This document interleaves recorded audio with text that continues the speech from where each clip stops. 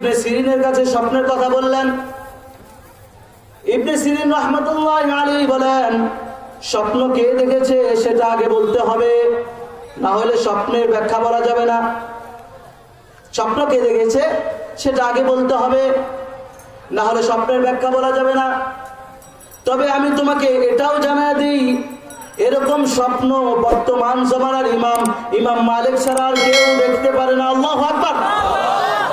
এত বড় স্বপ্ন রাসূল আয়েশা দেখা দিবে, 5টা আঙ্গুল দেখাইছেন, এমন স্বপ্ন বর্তমান জামানার ইমাম মালিক ছাড়া কেউ দেখতে পারে না।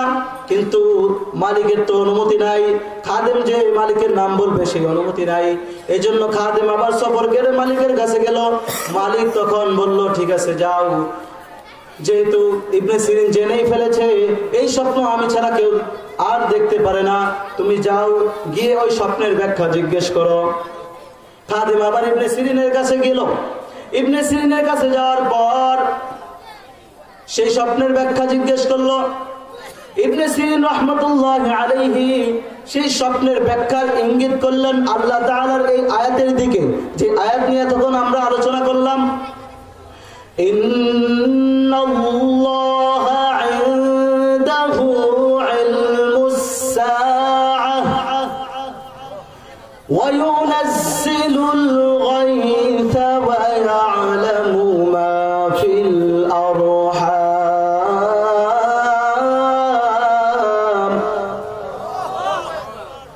ওয়া মা তাদরি নাফসুম تكسب غدا وما تدري نفس بأي أرض تموت। 5টা বিষয়। কয়টা বিষয়? 5 আঙ্গুল দ্বারা আল্লাহ রাসূল এই আয়াতের দিকে ইঙ্গিত করেছেন। ইমাম মালিক الحمد لله الذي جعل الشمس والقمر بحسبان والنجم والشجر يسجدان وفضل زمانا على زمان كما فضل مكانا على مكان وإنسانا على إنسان ونشهد أن لا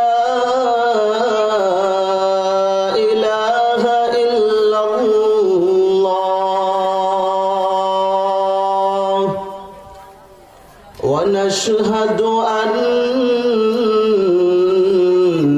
سيدنا وسندنا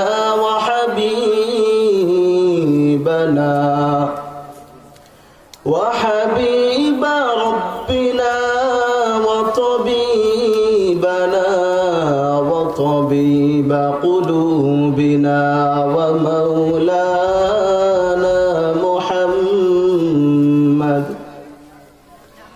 صلى الله تعالى عليه وعلى آله وأصحابه وبارك وسلم تسليما كثيرا. أما بعد فأعوذ بالله من الشيطان الرجيم. بسم الله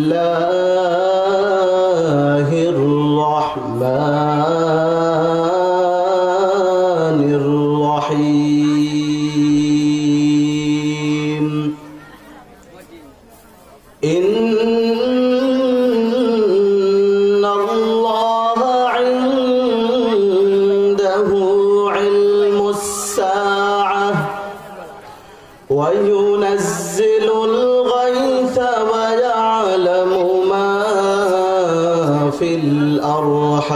الأرحام وما تدري نفس ماذا تكسب غدا وما تدري نفس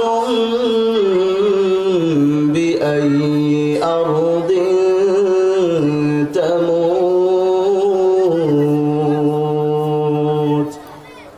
إن الله عليم خبير. وقال النبي صلى الله تعالى عليه وسلم يقبض الله الأرض يوم القيامة ويطوي السماء بيمينه ثم يقول أنا الملك أين ملوك الأرض متفق عليه. صدق الله مولانا العظيم وصدق رسوله النبي الكريم ونحن على ذلك من الشاهدين والشاكرين والذاكرين والحمد لله رب العالمين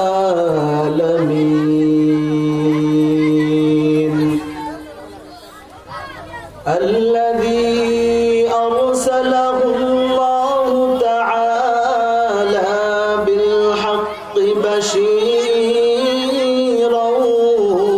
ونذيرا وداعيا إلى الله بإذنه وسراجا وقمرا منيرا.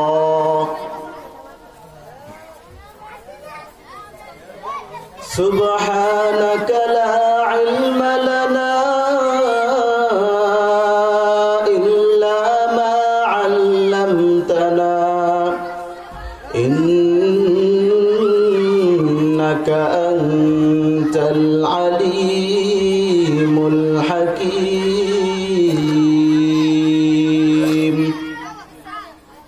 رب اشرح لي صدري ويسر لي أمري واحلل عقدة من لساني يفقه قولي. رب يسر ولا تعسر وتمم بالخير. اللهم صل على روح محمد في الأرواح وعلى جسد محمد في الأجساد وعلى قلب محمد في القلوب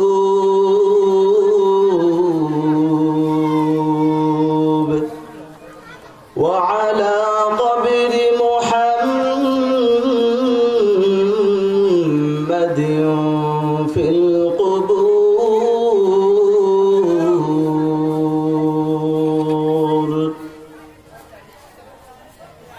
सूरज ने दिया अपने शुआओं को पैगाम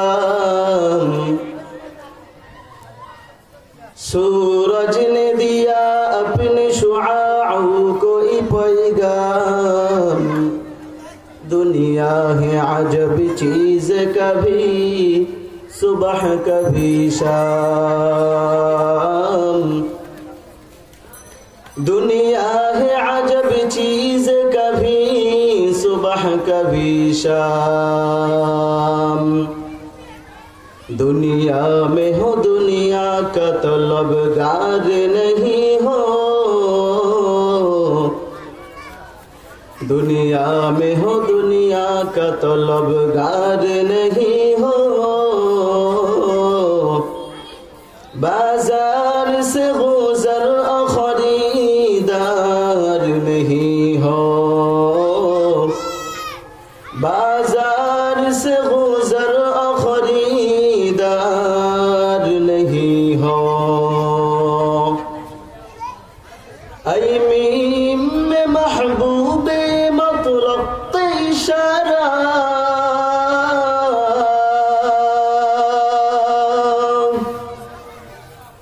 ऐ मीम में महबूबे मतलब इशारा। फिर क्यों न हो महबूब खुदा नाम मोहम्मद, फिर क्यों न हो महबूब खुदा नाम मोहम्मद। फरमाते हैं आदम को मुझे खुल्द तरी में, फरमाते हैं आदम को मुझे खुल्द तरी में। लिखा हुआ तू बात मिला नाम मोहम्मद, लिखा हुआ तू बात मिला नाम मोहम्मद।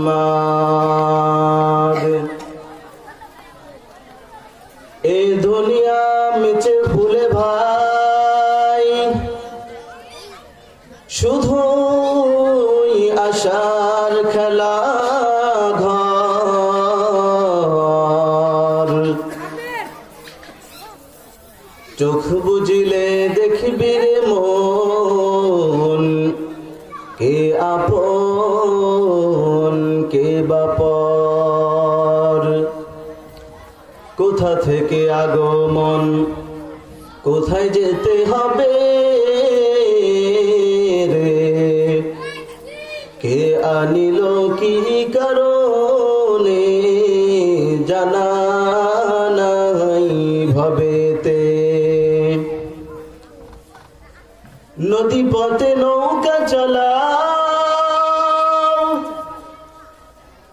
কেনে মাঝি ভাই।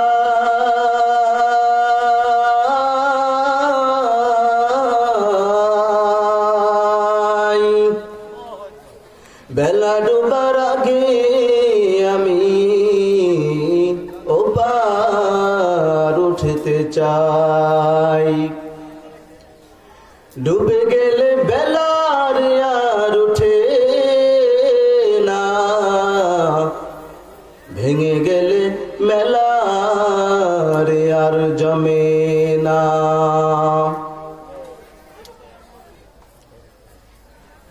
আলহামদুলিল্লাহ,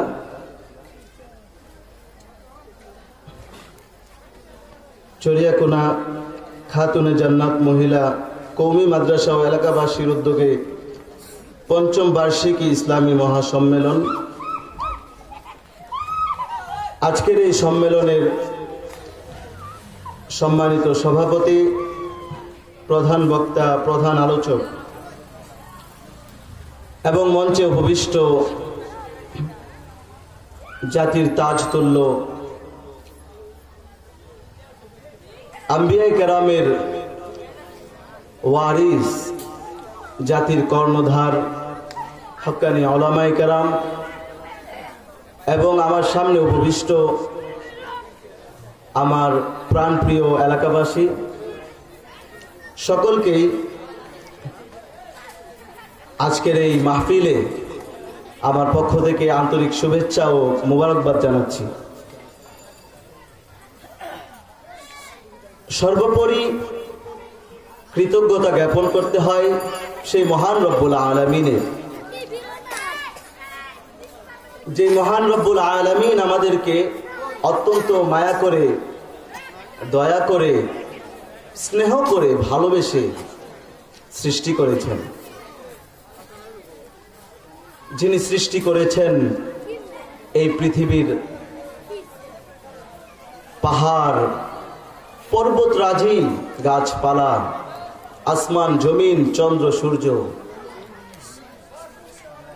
যিনি সৃষ্টি করেছেন এই পৃথিবীর থেকেও আরো লক্ষ কোটি কোটি গুণ বড় আরো জগৎ,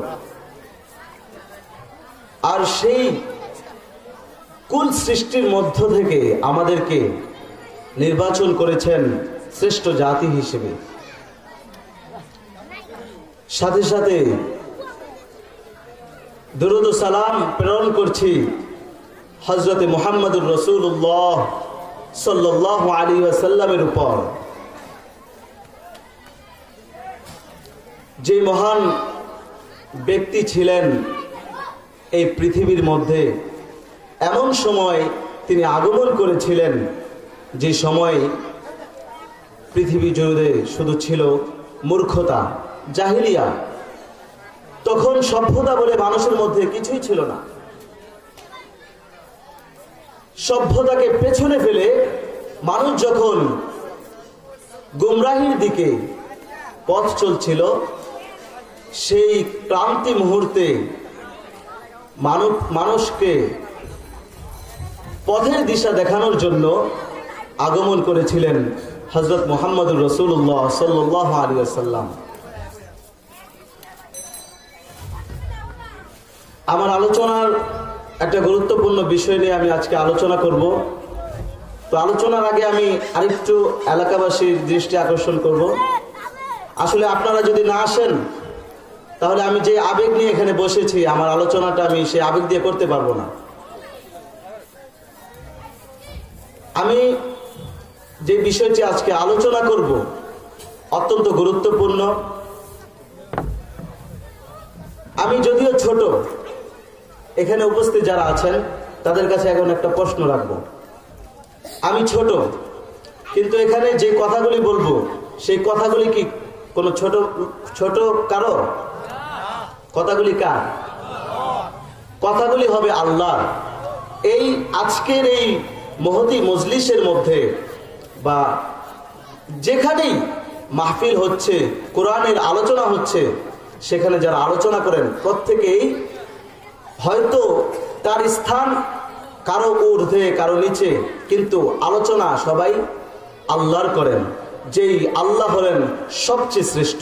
এই জন্য যেহেতু আমি কোরআন ও হাদিসের আলোকে কিছু গুরুত্বপূর্ণ আলোচনা পেশ করার চেষ্টা করব ইনশাআল্লাহ, সেই জন্য আমার এলাকাবাসীর প্রতি উদারত আহ্বান হলো আপনারা একটু জলদি করে মাঠে চলে আসেন।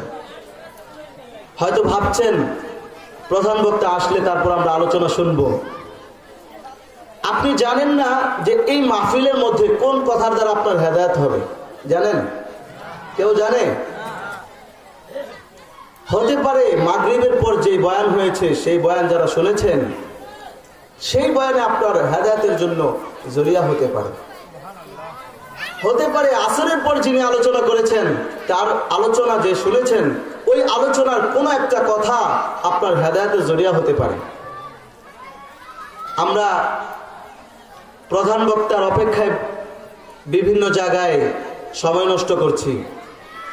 আসেন, আপনারা প্যান্ডেলের নিচে যতক্ষণ থাকবেন, এই মাহফিলের আওতাধীনে যতক্ষণ থাকবেন, ততক্ষণ আপনারা জান্নাতের একটি বাগানের মধ্যে থাকবেন।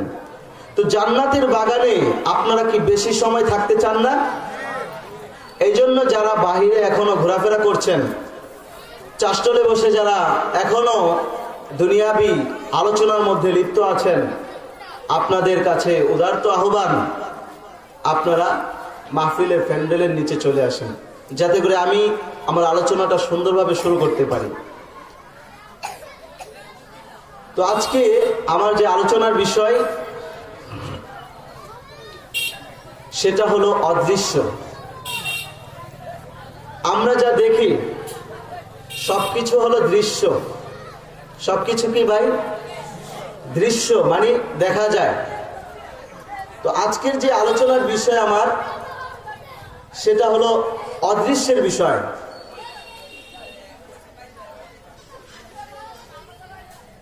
আমরা প্রত্যেকে মুসলমান, তাই না?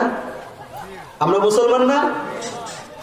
আমরা যেহেতু মুসলমান, আমাদের মুসলমান হওয়ার জন্য কিন্তু শর্ত আছে। শর্ত আছে না? মুসলমানের ঘরে জন্ম নিলাম। আসলে প্রত্যেকটা শিশু ইসলামের উপর জন্মগ্রহণ করে। এটা আমার কথা? আমার কথা না। রাসূল সাল্লাল্লাহু আলাইহি সাল্লাম হাদিসের মধ্যে বলেন, কুল্লু মাউলুদিন ইউলাদু আলা ইসলামিন। প্রত্যেকটা নবজাতক শিশু সে ইসলামের উপর জন্মগ্রহণ করে। এরপর কি হয়?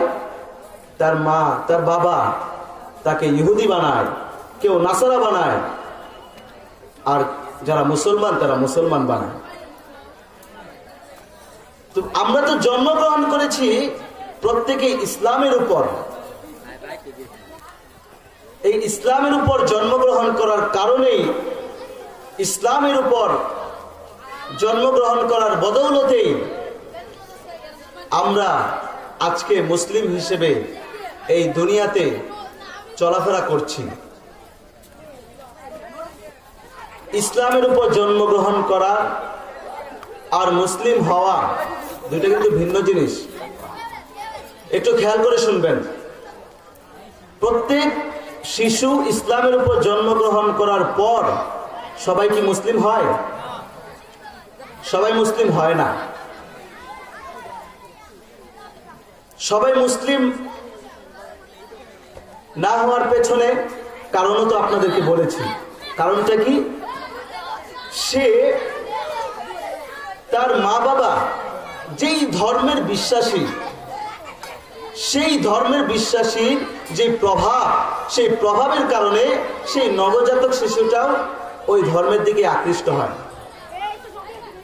এখন আপনাদের কাছে প্রশ্ন হলো, আমরা যদি আজকে বৌদ্ধের ঘরে জন্মগ্রহণ করতাম, তাহলে আজকে মুসলমান হিসেবে আল্লাহর পক্ষ থেকে আমাদের জন্য যেই জান্নাতের ঘোষণা রয়েছে, সেই জান্নাতের সুসংবাদ কি আমরা পেতাম?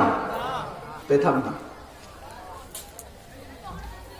তো আল্লাহ তাআলা যেহেতু ইসলামের উপর জন্ম দেওয়ার পাশাপাশি মুসলিম হিসেবে একজন মুসলমানের ঘরে আমাদেরকে জন্ম দিয়েছেন, এটা আল্লাহ তাআলার বিশেষ নিয়ামত না? আল্লাহ তাআলার বিশেষ নিয়ামত কিনা? আল্লাহ তাআলা মানব জাতিকে সৃষ্টি করার পেছনে যে উদ্দেশ্য নিহিত রেখেছেন।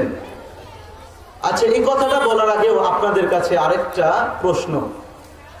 আমরা যে কোনো জিনিস বানাই। আচ্ছা, আজকের উদাহরণটা দেখেন। এই যে প্যান্ডেল হয়েছে, এটার উদ্দেশ্য কি? এখানে আলোচনা হবে আর কিছু মানুষ আলোচনা শুনবে, এটা উদ্দেশ্য না? এই মাহফিলে যে মাইকিং হয়েছে, মাইকিং এর উদ্দেশ্য কি? মানুষের কাছে এই মাহফিল সম্পর্কে প্রচার প্রসার করা। পোস্টারিং হয়েছে, উদ্দেশ্য কি? মানুষ যেন জানতে পারে। তো প্রত্যেকটা কাজের পেছনে মানুষের বা যে কাজ করুক তার একটা না একটা উদ্দেশ্য থাকে। একটু লক্ষ্য করে। তো আল্লাহ তাআলা যিনি এত বিশাল জগৎ সৃষ্টি করলেন, এই সব কিছু সৃষ্টি করার পেছনে একটা উদ্দেশ্য আছে না? আছে কি না? তো আল্লাহ তাআলা এই কুল কায়নাতকে সৃষ্টি করেছেন যে উদ্দেশ্যে, তার আগে জানতে হবে যে মানুষকে সৃষ্টি করেছেন কোন উদ্দেশ্যে। মানুষকে কেন সৃষ্টি করেছেন? মানুষকে সৃষ্টির কারণ আল্লাহ তাআলা কোরআনুল কারীমের মধ্যেই জানিয়ে দিয়েছেন। ওয়ামা খালাকতুল জিন্না ওয়াল ইনসা ইল্লা লিয়াবুদুন।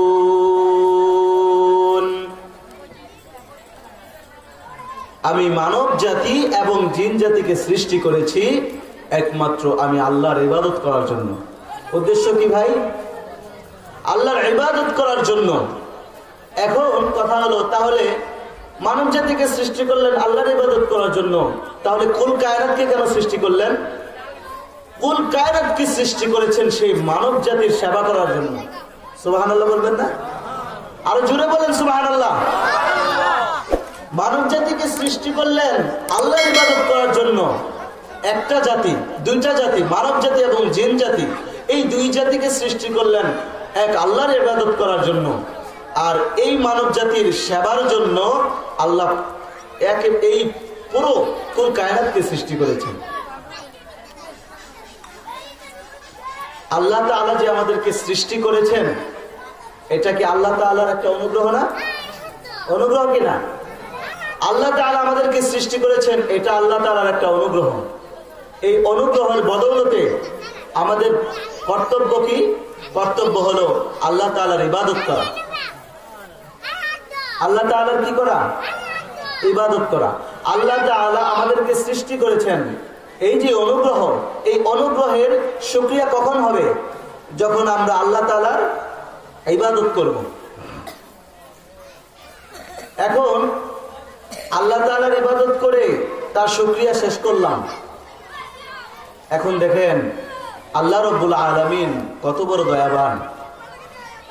এই ইবাদতের পরে আল্লাহ তাআলা আরেকটা পুরস্কার রেখেছেন। সেটা কি? সেটা কি? সবাই বলেন, সেটা কি? জান্নাত। আল্লাহ তাআলা মানুষকে সৃষ্টি করেছেন, এটা একটা নিয়ামত। এই নিয়ামতের বদৌলতে বান্দা আল্লাহ তাআলার ইবাদত করবে, আর আল্লাহ তাআলা সেই ইবাদতে খুশি হয়ে বান্দাকে আবার জান্নাত দান করবেন। তার মানে আমরা কাজ করব একটা, আমাদের নিয়ামত কয়টা? কথা বলেন, নিয়ামত কয়টা? দুইটা। প্রথম তো নিয়ামত আল্লাহ দুনিয়াতে প্রেরণ করেই দিয়েছেন। এই নিয়ামতের শুকরিয়া স্বরূপ আমরা ইবাদত করার যে কর্তব্য, এটা আমরা পালন করি। কিন্তু এই ইবাদতের পরে আল্লাহ তাআলা আবার জান্নাতের ঘোষণা দিয়েছেন। কিন্তু সেই জান্নাত পেতে হলে শর্ত আছে না? শর্ত আছে কি না? সেই জান্নাত পেতে হলে শর্ত কি? দুইটা শর্ত। কয়টা শর্ত? দুইটা শর্ত। এই দুইটা শর্তের মধ্যেই সবকিছুই নিহিত, সবকিছু সীমাবদ্ধ। জান্নাত পাওয়ার জন্য কয়টা শর্ত? আপনাদের কষ্ট হচ্ছে আলোচনায়? আপনারা একটু আমার সাথে কথা বলবেন, কারণ আমি তো নতুন। আপনারা যদি কথা না বলেন তাহলে আমার বয়ানের স্পিড বাড়বে না। আধা ঘন্টা যাক, এরপর বয়ান আপনাদের মন মতো হবে। তবে আধা ঘন্টা পর্যন্ত আমাকে আপনাদের সহযোগিতা করতে হবে, আমার সাথে আওয়াজ দিতে হবে। পারবেন না? ইনশাআল্লাহ। তো কথা কি বলতেছিলাম, যে আল্লাহ তাআলা আমাদের জন্য যে জান্নাত তৈরি করেছেন, সেই জান্নাত পেতে হলে শর্ত কয়টা? দুইটা শর্ত। কয়টা? মুখস্থ করবেন। ওয়াজ যেন সুরে ভুলে না যান, তাহলে কোনো ফায়দা নেই। খালি কণ্ঠ শুনবেন, সুর শুনবেন আর ভুলে যাবেন, আপনার এই ওয়াজে কোনো ফায়দা নেই। আপনি মৃত্যুর আগ পর্যন্ত ওয়াজ শুনবেন, আপনার ফায়দা হবে না। এই জন্য কিছু কয়েকটা বিষয় আজকে আপনাদেরকে মুখস্থ করিয়ে দিব, সেগুলি মনে রাখার চেষ্টা করবেন। প্রথমে, জান্নাত পাওয়ার জন্য শর্ত কয়টা? দুইটা। আবার বলেন, জান্নাত পাওয়ার জন্য শর্ত কয়টা? দুইটা। এক নাম্বার ঈমান। এক নাম্বার কি? ঈমান। এক নাম্বার কি? ঈমান। মুখস্থ করেন। এক নাম্বার কি? জান্নাতে যাওয়ার জন্য দুইটা শর্ত। প্রথম শর্ত কি? ঈমান। দুই নাম্বার শর্ত নেক আমল। দুই নাম্বার শর্ত কি? নেক আমল। এটা কি আমার কথা? আল্লাহ মানুষকে সৃষ্টি করেছেন, আল্লাহর তৈরি জান্নাত পাওয়ার জন্য কি সিস্টেম হবে, কোন পদ্ধতিতে চলতে হবে, সেই পদ্ধতি আল্লাহ জানাই দিয়েছেন। কোরআনুল কারীমের মধ্যে আল্লাহ তাআলা বলেন, ইন্নাল্লাযীনা আমানু ওয়া আমিলুস সালিহাত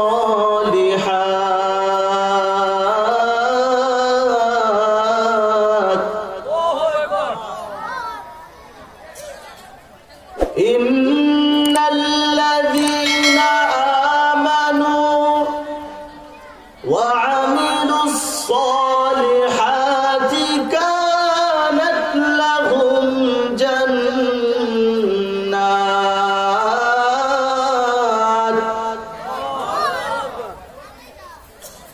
ইন্নাল্লাযীনা আমানু, যারা ঈমান আনবে, ওয়া আমিলুস সলিহাত, এবং নেক আমল করবে, কানাত লাহুম জান্নাতুল ফিরদাউসি নুজুলা। সুবহানাল্লাহ বলেন।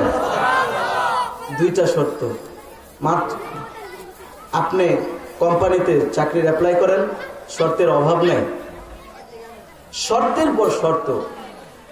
এখন বিবাহ করতে গেলে অনেক শর্ত, কিন্তু আল্লাহ এত বড় জান্নাত দিবেন মাত্র দুইটা শর্তে। কয়টা শর্ত? আচ্ছা, কথার মাঝখানে আরেকটা কথা বলে নেই, যারা এখনো আসেন নাই মাহফিলে, অনুগ্রহ করে চলে আসেন। আপনারা যদি আসেন, ইনশাআল্লাহ আলোচনা আরো দিল থেকে আসবে, তখন ভালো লাগবে। আচ্ছা ভাই, জান্নাত পাওয়ার জন্য শর্ত কয়টা? দুইটা। এক নাম্বার কি? ঈমান। এক নাম্বার শর্ত কি? ঈমান। দুই নাম্বার শর্ত মুখস্থ হয়েছে সবার? এক নাম্বার শর্ত কি? আরো জোরে বলতে হবে। এক নাম্বার শর্ত কি? দুই নাম্বার শর্ত নেক আমল। এই দুইটা শর্ত তুমি পালন করলে আল্লাহ তাআলা জান্নাতের মধ্যে সর্বোচ্চ জান্নাত, জান্নাতুল ফিরদাউস তোমাকে দান করবে। সুবহানাল্লাহ বলবেন না? মাত্র দুইটা। এই দুইটা শর্ত আমরা পালন করতে পারবো না ইনশাআল্লাহ। এরপরে দেখেন, আমাদের জান্নাত পাওয়ার জন্য তো দুইটা শর্ত, এটা পুরো জাতির জন্য। ইহুদি, খ্রিস্টান, বৌদ্ধ, নাসারা, হিন্দু, আরো যত জাতি আছে, সব জাতির জন্য জান্নাত পাওয়ার জন্য দুইটা শর্ত। কিন্তু মুসলমানদের জন্য আল্লাহ তাআলা একটা বিশেষ নিয়ামত দান করেছেন। এই দুইটা শর্তের মধ্যে প্রথম যে শর্ত, সেটা কি ছিল? ঈমান। আচ্ছা বলেন তো, আমাদের ঈমান আছে না নাই? আমাদের ঈমান আছে না নাই? বলেন না, আমার অনেকের মনে নাই। আমাদের ঈমান আছে? আছে। তো দেখেন, জান্নাত পাওয়ার জন্য দুইটা শর্ত দিলেন মাত্র আল্লাহ তাআলা। এর মধ্যে একটা শর্ত আল্লাহ তাআলা আমাদেরকে জন্মগতভাবে দিয়ে দিয়েছেন। সুবহানাল্লাহ বলেন না? দুইটা শর্ত, দুইটা শর্তের মধ্যে একটা শর্ত আমাদেরকে আল্লাহ জন্মগতভাবে দিয়েছেন। আমাদেরকে মুসলিম ঘরে, মুসলমানদের ঘরে জন্ম দিয়ে আল্লাহ তাআলার কুদরতি ভাবে ঈমানের যে বদৌলত, ঈমানের যে সম্পদ, সেটা আল্লাহ আমাদেরকে দিয়ে দিয়েছেন। আল্লাহ তাআলার কত বড় অনুগ্রহ! এটা মুসলমানদের জন্য এক্সট্রা আলাদা একটা নিয়ামত, যে নিয়ামত মুসলমান ছাড়া অন্যরা পায় নাই। এই জন্য আল্লাহর শুকরিয়া করা দরকার, আছে না নাই? এখন শুকরিয়া আমরা কিভাবে আদায় করব? আল্লাহ তাআলা তো কোরআনুল কারীমের মধ্যে বলেছেন, লা ইন শাকারতুম লা আযীদান্নাকুম ওয়া লা ইন কাফারতুম ইন্না আযাবি লাশাদীদ। যে আমার শুকরিয়া করবে আমার নিয়ামত পাওয়ার পর, আমি আল্লাহ তার নিয়ামতকে আরো বাড়ায় দিব, আরো বাড়ায় দিব। সুবহানাল্লাহ বলেন। আর যদি নিয়ামতকে অস্বীকার করেন, নিয়ামত তো ছিনে আল্লাহ নিবেন, সাথে সাথে আল্লাহ তাআলা এত রহমান, এত দয়াবান হওয়া সত্ত্বেও আল্লাহ তাআলা ঘোষণা দিচ্ছেন, আমার আযাব কিন্তু বড় কঠিন। এখন আমাদেরকে শুকরিয়ার সিস্টেম জানতে হবে। আমরা মাহফিলে আসলাম, মাহফিলে এসে জবানের মাধ্যমে আলহামদুলিল্লাহ বললাম, এটা শুধু কালিমাতুশ শুকর হলো, শুকরিয়ার একটা শব্দ হলো। শব্দের মাধ্যমে আমরা আল্লাহর শুকরিয়া আদায় করলাম। কিন্তু শুকরিয়ার আরেকটাও প্রকার রয়েছে, সেটা হলো শুকরাতুল ফি'লি, কাজের মাধ্যমে। আর শুকরাতু বিল ফি'লি, কাজের মাধ্যমে শুকরিয়া আদায় করা। আচ্ছা, এই নাকটা কে বানাইছেন? জোরে বলতে হবে, কে বানাইছেন?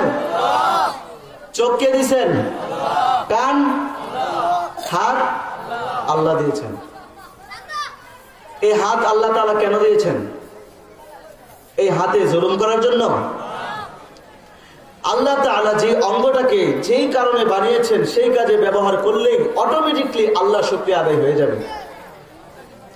আল্লাহ তাআলা যেই অঙ্গ যেই উদ্দেশ্যে বানাইছেন, সেই অঙ্গকে যদি আপনি ওই কাজেই ব্যবহার করেন, তার বিপরীত কাজে ব্যবহার না করেন, অটোমেটিকলি আল্লাহর শুকরিয়া আদায় হয়ে যাবে। চোখ বানাইছেন আল্লাহ, এই চোখ দিয়ে কোরআন দেখো, আমার বাণী দেখো, সরল পথ দেখো এবং সেই অনুযায়ী পথ চলো। যদি আমরা কোরআন দেখে কোরআনের পথে চলে জীবন কাটাতে পারি, তাহলে এই চোখের নিয়ামতের শুকরিয়া আদায় হয়ে যাবে। কানের নিয়ামত, এটা শুকরিয়া আদায় করবেন কিভাবে? এই কানের মাধ্যমে আল্লাহর বাণী শুনতে হবে, রাসূলের হাদিস শুনতে হবে। এই কানের মাধ্যমে সত্য কথা শুনতে হবে, অসত্য কথাকে বর্জন করতে হবে, তাহলে এই কানের নিয়ামত আদায় হবে। গান বাদ্য শুনবেন, গান বাদ্য শুনলে কি কানের নিয়ামত যে শুকরিয়া, এই নিয়ামতের শুকরিয়া আদায় হবে? হবে না। সংক্ষেপে বলতেছি, হাতের, পায়ের, আপনার মেধা, আপনার কলব, আপনার অল বডি যে আল্লাহ বানাইলেন, সেই আল্লাহর বানানোর যে উদ্দেশ্য, সেই উদ্দেশ্য অনুযায়ী ব্যবহার করতে হবে। পা দিয়ে সঠিক পথে হাঁটতে হবে। এই জবান বানাইছেন আল্লাহ, জবান। মানুষের সবচেয়ে বেশি গুনাহ হয় দুইটা জিনিসের দ্বারা, এক চক্ষু আর এক জবান।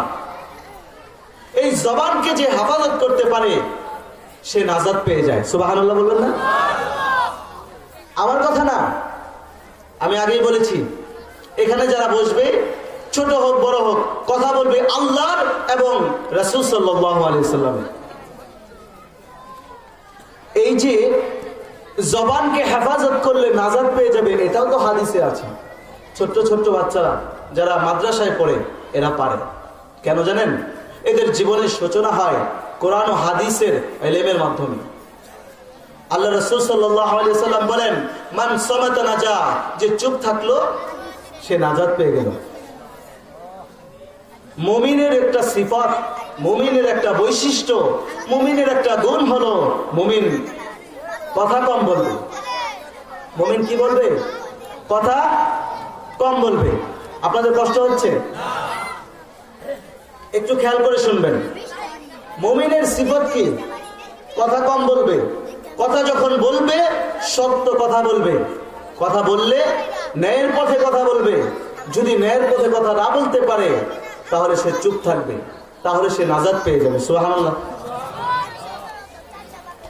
মুমিনের কত বড় নিয়ামত দিয়েছেন আল্লাহ। চুপ থাকবা তো নাজাত পেয়ে যাবে। আল্লাহু আকবার। চুপ থাকলাম নাজাত পেয়ে গেলাম। আরে আমল নাই, চুপ থাকলাম নাজাত পেয়ে গেলাম। আল্লাহ তাআলার কত বড় অনুগ্রহ। এগুলা ভাই আমাদের চিন্তা করা দরকার। যারা এখানে বাপ আছেন, বাপ বাবা, তাদের উদ্দেশ্যে এখন আরেকটা নিয়ামতের আলোচনা। যারা এখানে পিতা বাবা, তাদের সন্তানাদি আল্লাহ তাআলা দিয়েছেন না? সন্তান হওয়ার পরেই বাবা হয়। কি হয়? সন্তান হওয়ার পরেই বাবা হয়। আল্লাহ তাআলা আপনাকে সন্তান দান করেছেন, এটা কি আল্লাহ তাআলার নিয়ামতের বাহিরে? কথা বলেন না কেন? নিয়ামতের বাহিরে? আল্লাহ তাআলা আপনাকে যে সন্তান দান করেছেন এটাও তো আল্লাহর নিয়ামত। আরে কত মানুষ সারা জীবন দুঃখে দুঃখে কান্দে, আমার সন্তান নাই। আর যাদেরকে সন্তান দান করেছেন, এটা কার নিয়ামত ভাই? আল্লাহর নিয়ামত।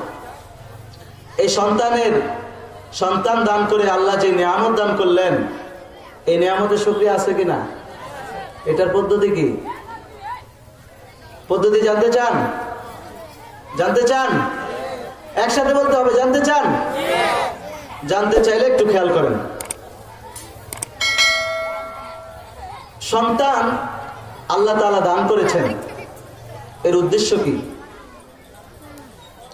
সন্তান দান করেছেন, এর উদ্দেশ্য হলো এই সন্তান দ্বারা যেন হাসরের ময়দানে তোমার জন্য জান্নাতের দরজা খুলতে পারে। উদ্দেশ্য বুঝছেন? সন্তান দান করার উদ্দেশ্য কি? যেই সন্তান তোমাকে আল্লাহ দান করেছেন সেই সন্তানের মাধ্যমে যেন তুমি তোমার জান্নাতের দরজা খুলতে পারো। আজকে আমরা সন্তান নিয়ে অনেক স্বপ্ন দেখি, স্বপ্ন দেখা খারাপ না, তবে স্বপ্নটা যেন আমাদের বৃথা না যায়। আমরা যে স্বপ্ন বাস্তবায়ন করি সেই স্বপ্ন যেন এই জগতেও আমাদের কাজে দেয় এবং পরকালেও যেন কাজে দেয়।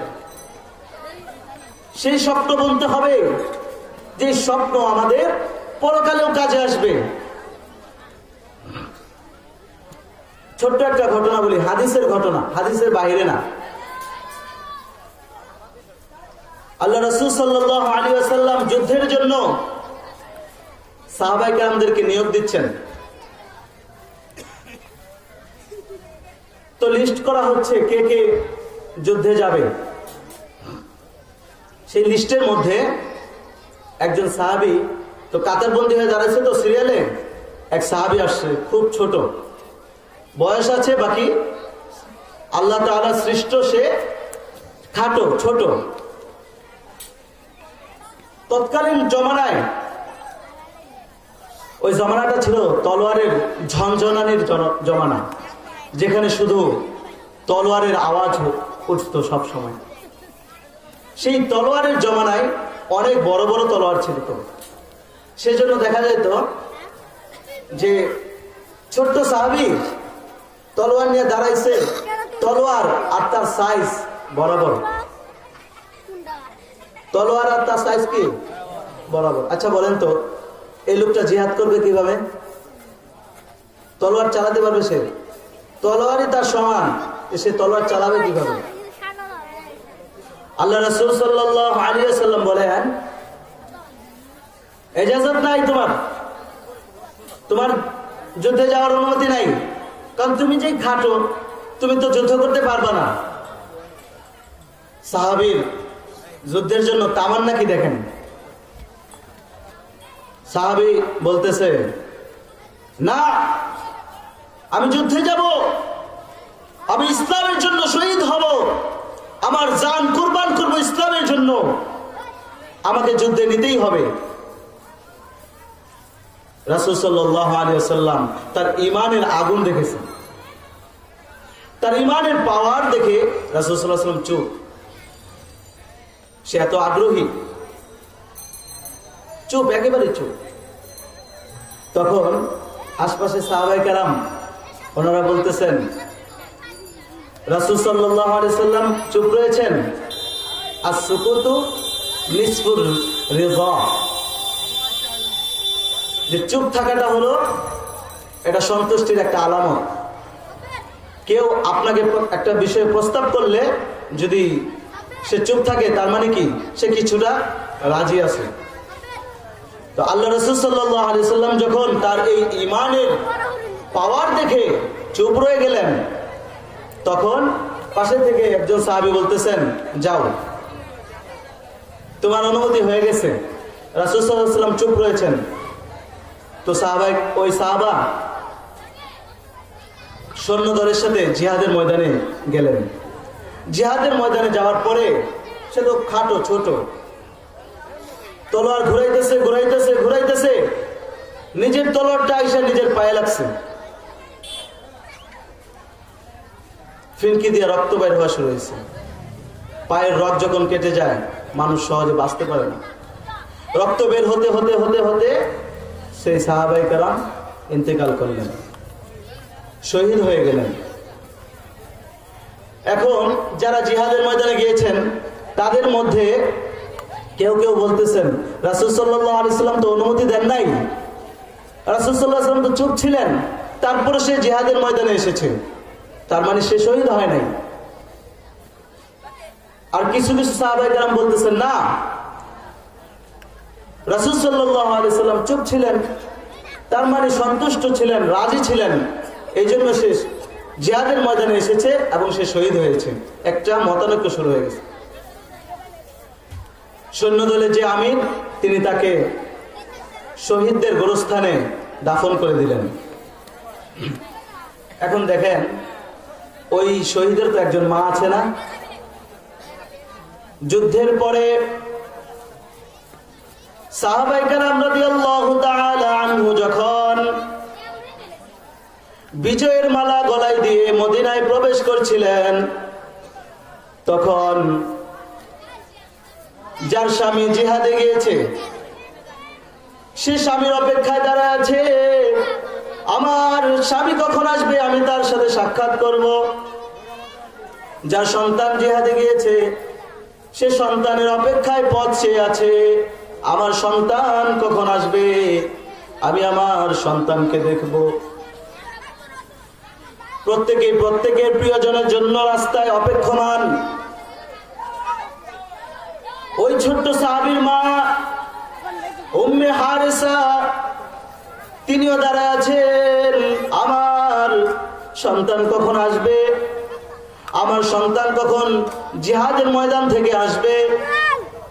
সন্তান আসার পর সন্তানের সাথে সে খোশ বিনিময় করবে, এই আশা নিয়ে দাঁড়ায় আছে।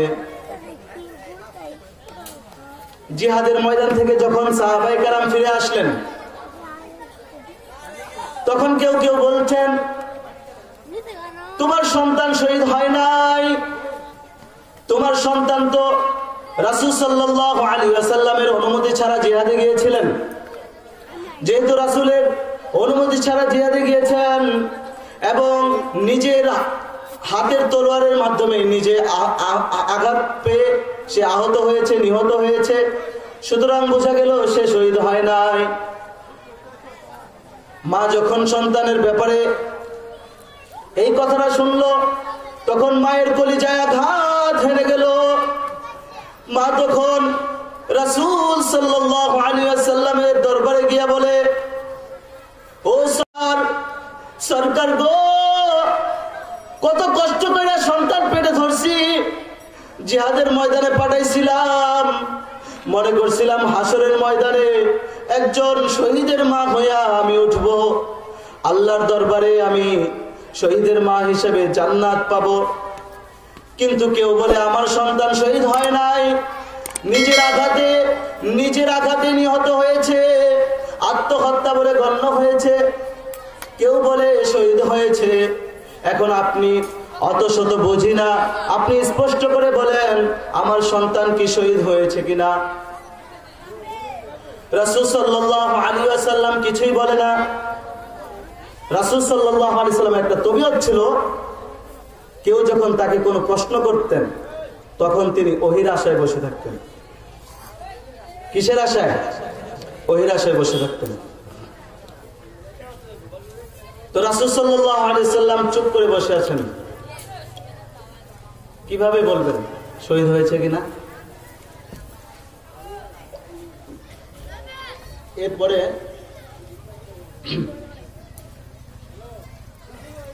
যখন ওই মহিলা উম্মে হারেসা রাসূল সাল্লাল্লাহু আলাইহি ওয়াসাল্লামের কাছে জোর আবেদন করতে লাগলো, আপনি বলেন হে আল্লাহর রাসূল, আপনি বলেন আমার সন্তান কি শহীদ হয়েছে, আমার সন্তান কি শহীদ হয়েছে নাকি সে আত্মহত্যা বলে গণ্য হয়েছে? আমি এখন কি করব? আমি তো এখন কারো কাছ থেকে সঠিক সংবাদটা পাচ্ছি না, আপনি আমাকে সঠিক সংবাদটা জানায় দিন। যদি আমার ছেলে জিহাদের ময়দানে শহীদ না হয়, আমার ছেলে যদি জিহাদের ময়দানে শহীদ না হয়, তাহলে আজকে আমি প্রাণ ভরে কাঁদবো। এমন সন্তান আমার গর্ভে ধারণ করলাম, যেই সন্তান দ্বারা আমার জান্নাত খুলছে না, যেই সন্তান দ্বারা আমি জান্নাতে যাইতে পারবো না, এমন সন্তান আমার গর্ভে ধারণ করলাম। আজকে যদি আপনি বলেন আমার ছেলে শহীদ হয় নাই, তাহলে আজকে আমি খুব কাঁদবো, অনেক কাঁদবো, গড়াগড়ি করে কাঁদবো। আজকে আমি অনেক কাঁদবো যদি আমার সন্তান শহীদ না হয়। আর যদি আমার সন্তান শহীদ হয়, তাহলে যে আমি আমার কাপড়ের আঁচল দিয়ে আমার চোখের পানি মুছে ফেললাম, আমি আর কাঁদবো না, আমি আর কাঁদবো না। কারণ আমি সন্তান হারাই নাই, সন্তানটাকে আল্লাহর কাছে জমা দিছি। আল্লাহু আকবার বলবেন না? জিহাদের ময়দানে আমার সন্তান শহীদ হয়েছে, এতে আমার সন্তান আমি হারাই নাই, এই সন্তান আমি আল্লাহর কাছে জমা দিছি। হাসরের ময়দানে যখন আমি উঠব, আমার সন্তান আমাকে জান্নাত পর্যন্ত পৌঁছায় দিবে। এই ছিল তাদের তামান্না। সন্তান জন্ম দেওয়ার তাদের মাকসাদ ছিল। আমি আশ্চর্য হয়ে যাই, বর্তমান জমানায়ও এমন কিছু মহিলা আছে। বাস্তব ঘটনা, আমার সাথেই পড়ে এক ছাত্র ভাই, তারা 3 ভাই, সে সবার বড়। তো আমাকে উদ্দেশ্য করে বলতেছে, আমার মা আমাদের 3 ভাইয়ের জন্য 3টা দোয়া করেছেন। আপনারা আশ্চর্য হয়ে যাবেন দোয়াগুলো শুনে। 1 নাম্বার দোয়া, আমার একটি সন্তান যেন ছোটবেলায় ইন্তেকাল করে। ছোটবেলায় ইন্তেকাল করার ফায়দা কি? ছোটবেলায় ইন্তেকাল করার উপকারিতা কি? কোন সন্তান যখন ছোটবেলায় ইন্তেকাল করে, তখন সেই সন্তান হাসরের ময়দানে তার মা বাবাকে একসাথে করে জান্নাতে যায়। আমাদের অনেক কষ্ট লাগে যখন ছোট বাচ্চারা মারা যায়, কিন্তু কষ্ট নেবেন না। হাদিসের মধ্যে আছে, যার কোনো ছোট সন্তান মারা গেল, এরপর ওই মা বাবা ধৈর্য ধারণ করলো, কিয়ামতের দিন ওই মা বাবার একমাত্র প্রতিদান হবে জান্নাত। কি প্রতিদান হবে? জান্নাত। এই জন্য ওই মহিলা দোয়া করেছে কি, আমার একটা বাচ্চা যেন ছোটকালে মারা যায়, যাতে করে এই বাচ্চার মাধ্যমে আমি জান্নাতে যেতে পারি। সুবহানাল্লাহ বলবেন না? বর্তমান জমানেও আছে। আরেকটা দোয়া, সেই দোয়াটা হলো, আমার একটা সন্তান যেন আল্লাহর রাস্তায় জিহাদ করতে করতে শহীদ হয়ে যায়। সুবহানাল্লাহ বলবেন না? এই হলো মহিলার তামান্না। কিভাবে তারা জান্নাত পাবে, কিভাবে মৃত্যুর পরে আল্লাহর তৈরি জান্নাত পাবে, এটা হলো ওই মহিলার তামান্না। একটা ছোট সন্তান যখন মারা যায়, তার মাধ্যমে সে জান্নাতে যাবে। আরেকটা সন্তান যদি শহীদ হয়, তার মাধ্যমেও জান্নাত পাবে। এই হলো মহিলাদের তামান্না। আলোচনাটা ছিল সন্তান দান করে আল্লাহ যে নেয়ামত দান করেছেন আমাদেরকে, সেই নেয়ামতের শুকরিয়া। এই নেয়ামতের শুকরিয়া কখন হবে? যখন আমার সন্তান দ্বারা আমি আমার জন্য তৈরি যে জান্নাত, সেই জান্নাত কামাই করতে পারবো। এই জন্য আল্লাহ তাআলা আমাদেরকে যে নেয়ামতগুলি দান করেছেন, সেই নেয়ামতগুলিকে যথাস্থানে যদি আমরা ব্যবহার করতে পারি, তাহলেই সেই নেয়ামতের প্রকৃত শুকরিয়া আদায় হয়ে যাবে। জবানের মাধ্যমে শুকরিয়া, এটা তো শুধুমাত্র শুকরিয়াকে প্রকাশ করা। আজকে যে আলোচনার মূল বিষয় ছিল, সেদিকে যাই। ইন্নাল্লাহা ইনদাহু ইলমুস সাআহ ওয়া ইউনাজ্জিলুল গায়থা ওয়া ইয়ালামু মা ফিল আরহাম ওয়া মা তাদরি নাফসুম মাযা তাকসিবু গাদা وما تدري نفس بأي أرض تموت। আজকের আলোচনার বিষয় কি মনে আছে? বলেছিলাম আমি শুরুতে, আজকের আলোচনা হলো অদৃশ্য। মনে আছে? আলোচনাটা মনে রাখবেন, আলোচ্য বিষয়টা মনে রাখবেন, তাহলে আলোচনা বুঝতে সহজ হবে। আজকের আলোচ্য বিষয় কি? অদৃশ্য। যেটা আমরা দেখি এটা দৃশ্য, যেটা দেখি না সেটা অদৃশ্য। আমাদের দৃষ্টির অগোচরে তো অনেক কিছুই আছে। কিন্তু এই অদৃশ্যের যে মৌলিক চাবিকাঠি সেটা হলো 5টি। কয়টি? 5টি। আচ্ছা, আগে আপনারা জবাব দেন, অদৃশ্যের সংবাদ একমাত্র কে জানে? জোরে বলতে হবে, কে জানে? আল্লাহ ছাড়া অদৃশ্যের সংবাদ কেউ জানে? যদি কেউ বলে যে আল্লাহ ছাড়া কেউ অদৃশ্যের সংবাদ জানে, তাহলে এটা কি হবে? সবাই বলতে হবে, কি হবে? শিরিক হবে, যে শিরিক হয়ে যাবে। এটা অদৃশ্যের সংবাদ একমাত্র আল্লাহ জানেন, আর এই অদৃশ্য অন্য কেউ জানে, এটা যদি কেউ বিশ্বাস করে তাহলে সে শিরিক করলো। আর যে শিরিক করে, যে সে কি? সে কি? মুশরিক। মুশরিকের ঠিকানা কোথায়? জাহান্নাম। এই জন্য আমাদের ঈমান, রাসূল সাল্লাল্লাহু আলাইহি সাল্লাম তো বলেছেন, এমন একটি জমানা আসবে যে জমানায় ঈমানকে টিকিয়ে রাখা বড় কঠিন হয়ে যাবে, বড় কঠিন। আমরা নামাজ পড়ছি, রোজা রাখছি, হজ করছি, যাকাত দিচ্ছি, ঈমানের কিছু দাবি অনুযায়ী আমলও করছি, কিন্তু আমাদের ভেতরে শিরিক যুক্ত আকীদার কারণে আমাদের ঈমান যে কখন চলে গেছে এটা আমরা জানি না। এই জন্য অদৃশ্যের যেই মৌলিক চাবিকাঠি 5টি, এটা আমাদেরকে জানতে হবে। যে 5 বিষয়ে আল্লাহর সাথে কাউকে শরীক করা যাবে না। বিষয় কয়টি? 5টি। আসুন একটা একটা করে আলোচনা করি। কোরআনুল কারীমের মধ্যে আল্লাহ তাআলা বলেন, ইন্নাল্লাহা ইনদাহু ইলমুস সাআহ। আল্লাহ তাআলার কাছে একমাত্র কিয়ামতের জ্ঞান আছে। কিয়ামতের জ্ঞান একমাত্র কার কাছে আছে? কিয়ামতের জ্ঞান একমাত্র আল্লাহ ছাড়া আর কেউ জানেন না। যদি জানতেন তাহলে সবচেয়ে বেশি জানতেন আমাদের রাসূল সাল্লাল্লাহু আলাইহি ওয়াসাল্লাম। কি বলেন? সবচেয়ে বেশি কে জানতেন? আমাদের রাসূল সাল্লাল্লাহু আলাইহি ওয়াসাল্লাম। কারণ এই উম্মতে মুহাম্মাদের মধ্যে নয়, বরং আদম আলাইহিস সালাম থেকে নিয়ে কিয়ামত পর্যন্ত যত মানুষ আসবে, যত মানুষ চলে গেছে, সবার মধ্যে সর্বশ্রেষ্ঠ কে? সর্বশ্রেষ্ঠ কে? জানেন না? সর্বশ্রেষ্ঠ জানেন না কে?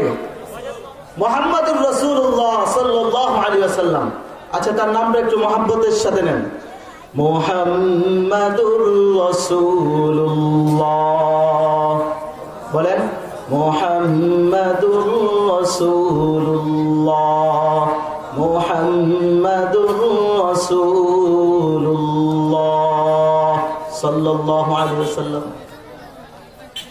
এই মুহাম্মাদুর রাসূলুল্লাহ সাল্লাল্লাহু আলাইহি ওয়াসাল্লাম তো উম্মতকে কিয়ামত কবে হবে এটা বলে যেতে পারেননি। কেন? এই কিয়ামত এমন একটা বিষয়, যে বিষয়টা একমাত্র জানেন কে? একমাত্র আল্লাহ ছাড়া এই কিয়ামতের জ্ঞান কারো কাছে নেই। এক সাহাবী রাসূল সাল্লাল্লাহু আলাইহি সাল্লামের কাছে এসে জিজ্ঞেস করছেন, হে রাসূল, কিয়ামত কবে হবে? তখন রাসূল সাল্লাল্লাহু আলাইহি সাল্লাম চুপ ছিলেন। আমি আপনাদেরকে বলেছিলাম রাসূল সাল্লাল্লাহু আলাইহি সাল্লামের একটা রীতি ছিল, কেউ কোনো জিনিস প্রশ্ন করলে, কোনো বিষয়ে প্রশ্ন করলে তিনি চুপ থাকতেন। কি থাকতেন? চুপ থাকতেন। কারণ তিনি ওহী ছাড়া, আল্লাহ তাআলার নির্দেশ ছাড়া কোনো কথা বলতেন না। এই জন্য রাসূল চুপ ছিলেন। সাহাবা 5টা বিষয় প্রশ্ন করেছিল কিয়ামত সম্পর্কে। ওই বিষয়গুলো ধারাবাহিকভাবে আসবে। প্রথম প্রশ্ন কি ছিল? কিয়ামত কবে হবে? রাসূল সাল্লাল্লাহু আলাইহি ওয়াসাল্লাম চুপ। আল্লাহ তখনই ওহী প্রেরণ করলেন, ইন্নাল্লাহা ইনদাহু ইলমুস সাআহ, যে কিয়ামতের জ্ঞান একমাত্র আমি আল্লাহ ছাড়া কেউ জানে না।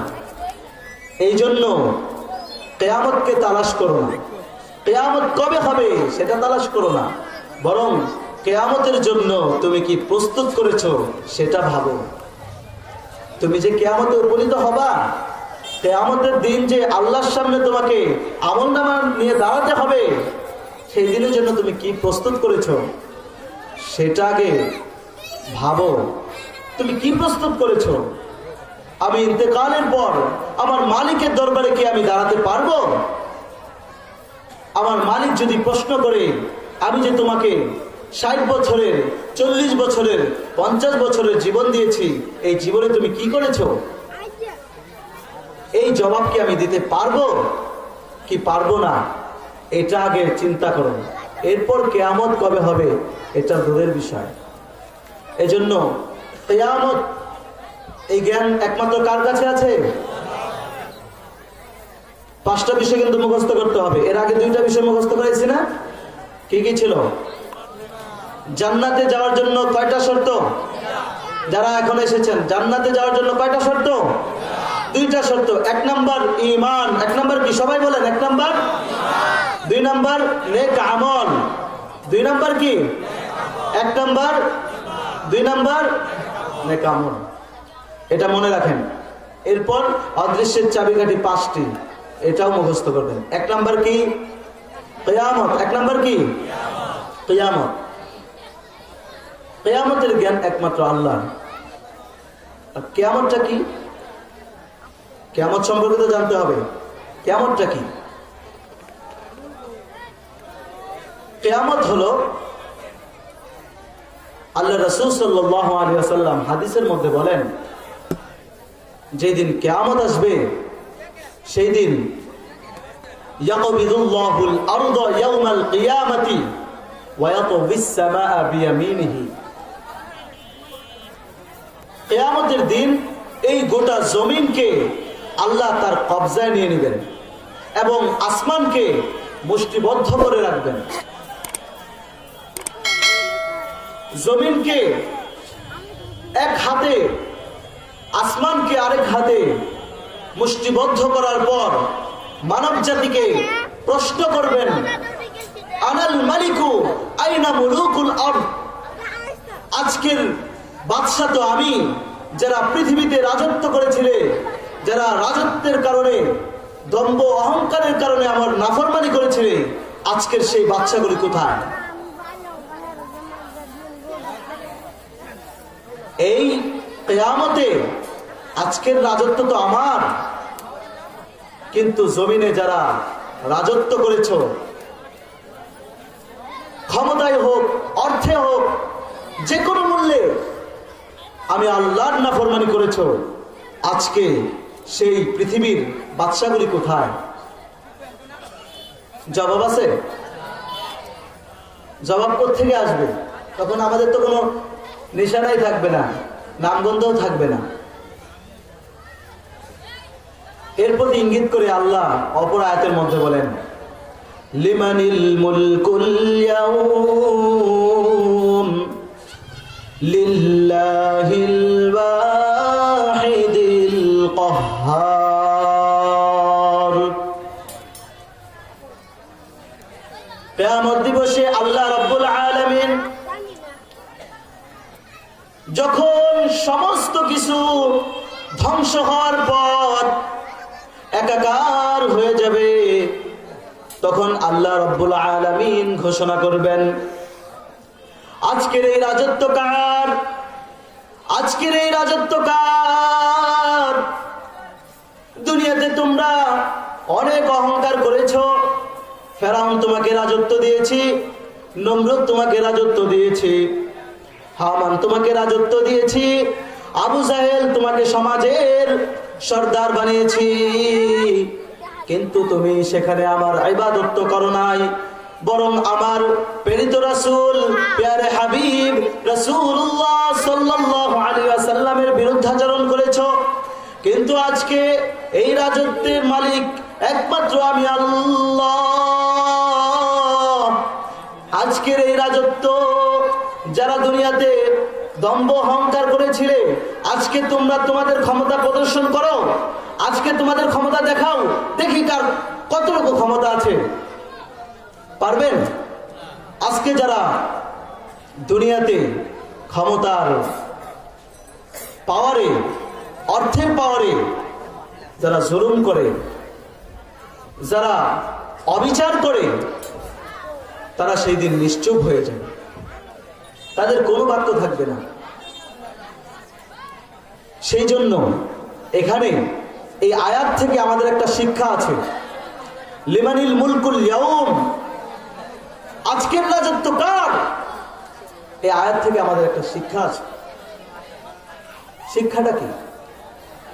হাসরের ময়দানে আল্লাহ রাসূল সাল্লাল্লাহু আলাইহি ওয়াসাল্লাম যখন উম্মতের জন্য ইয়া উম্মতি ইয়া উম্মতি বলে ডাক দিবে, সেই কঠিন পরিস্থিতিতে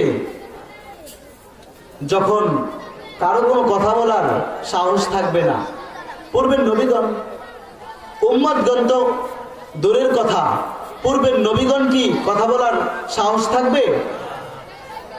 বরং হাদিসের মধ্যে আছে, স্বয়ং রাসূল সাল্লাল্লাহু আলাইহি ওয়াসাল্লাম আল্লাহ তাআলার পারমিশন ছাড়া সুপারিশ করার সাহস নেই। আজকে একজন লোক আছে, কথাটা এসে গেল তাই বলছি, রাসূল সাল্লাল্লাহু আলাইহি ওয়াসাল্লামের উপর আমরা অনেক ভাই আছি, ভরসা করি যে আমাদেরকে পার করবে কে? রাসূল সাল্লাল্লাহু আলাইহি ওয়াসাল্লাম। কিন্তু না ভাই, রাসূল সাল্লাল্লাহু আলাইহি ওয়াসাল্লাম আমাদেরকে পার করবেন তো তখন যখন আল্লাহর অনুমতি হবে। আর রাসূল সাল্লাল্লাহু আলাইহি ওয়াসাল্লাম ওই সকল উম্মতের জন্য সুপারিশ করবেন যারা রাসূল সাল্লাল্লাহু আলাইহি ওয়াসাল্লামের সুন্নাতকে মনে প্রাণে আঁকড়ে ধরেছে, নিজের বডির মধ্যে ফিট করেছে, তাদের জন্য তো সুপারিশ করবেন।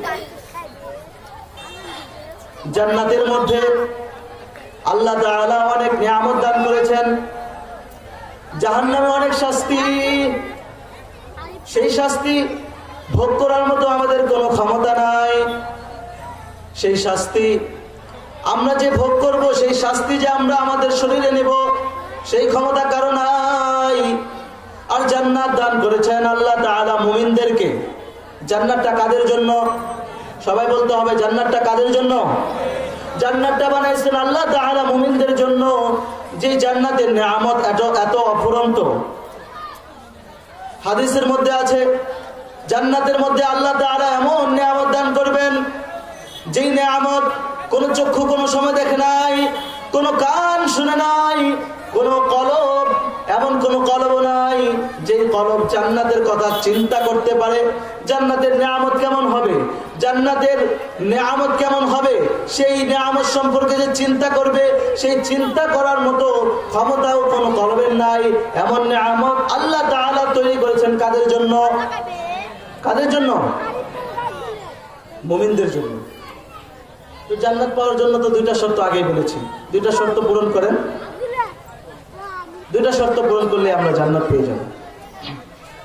হাসরের ময়দানে আমাদের যে নেক আমল আছে না, আমরা যে নামাজ পড়ি, রোজা রাখি, এই যে নেক আমল, বাস্তবিক পক্ষে নেক আমল কি দেখা যায়? দেখা যায়? এগুলা যে লেখা হইতেছে দেখা যায়? দেখা যায় না। এটা ওজন করবে কেন? নেক আমল ওজন করবেন,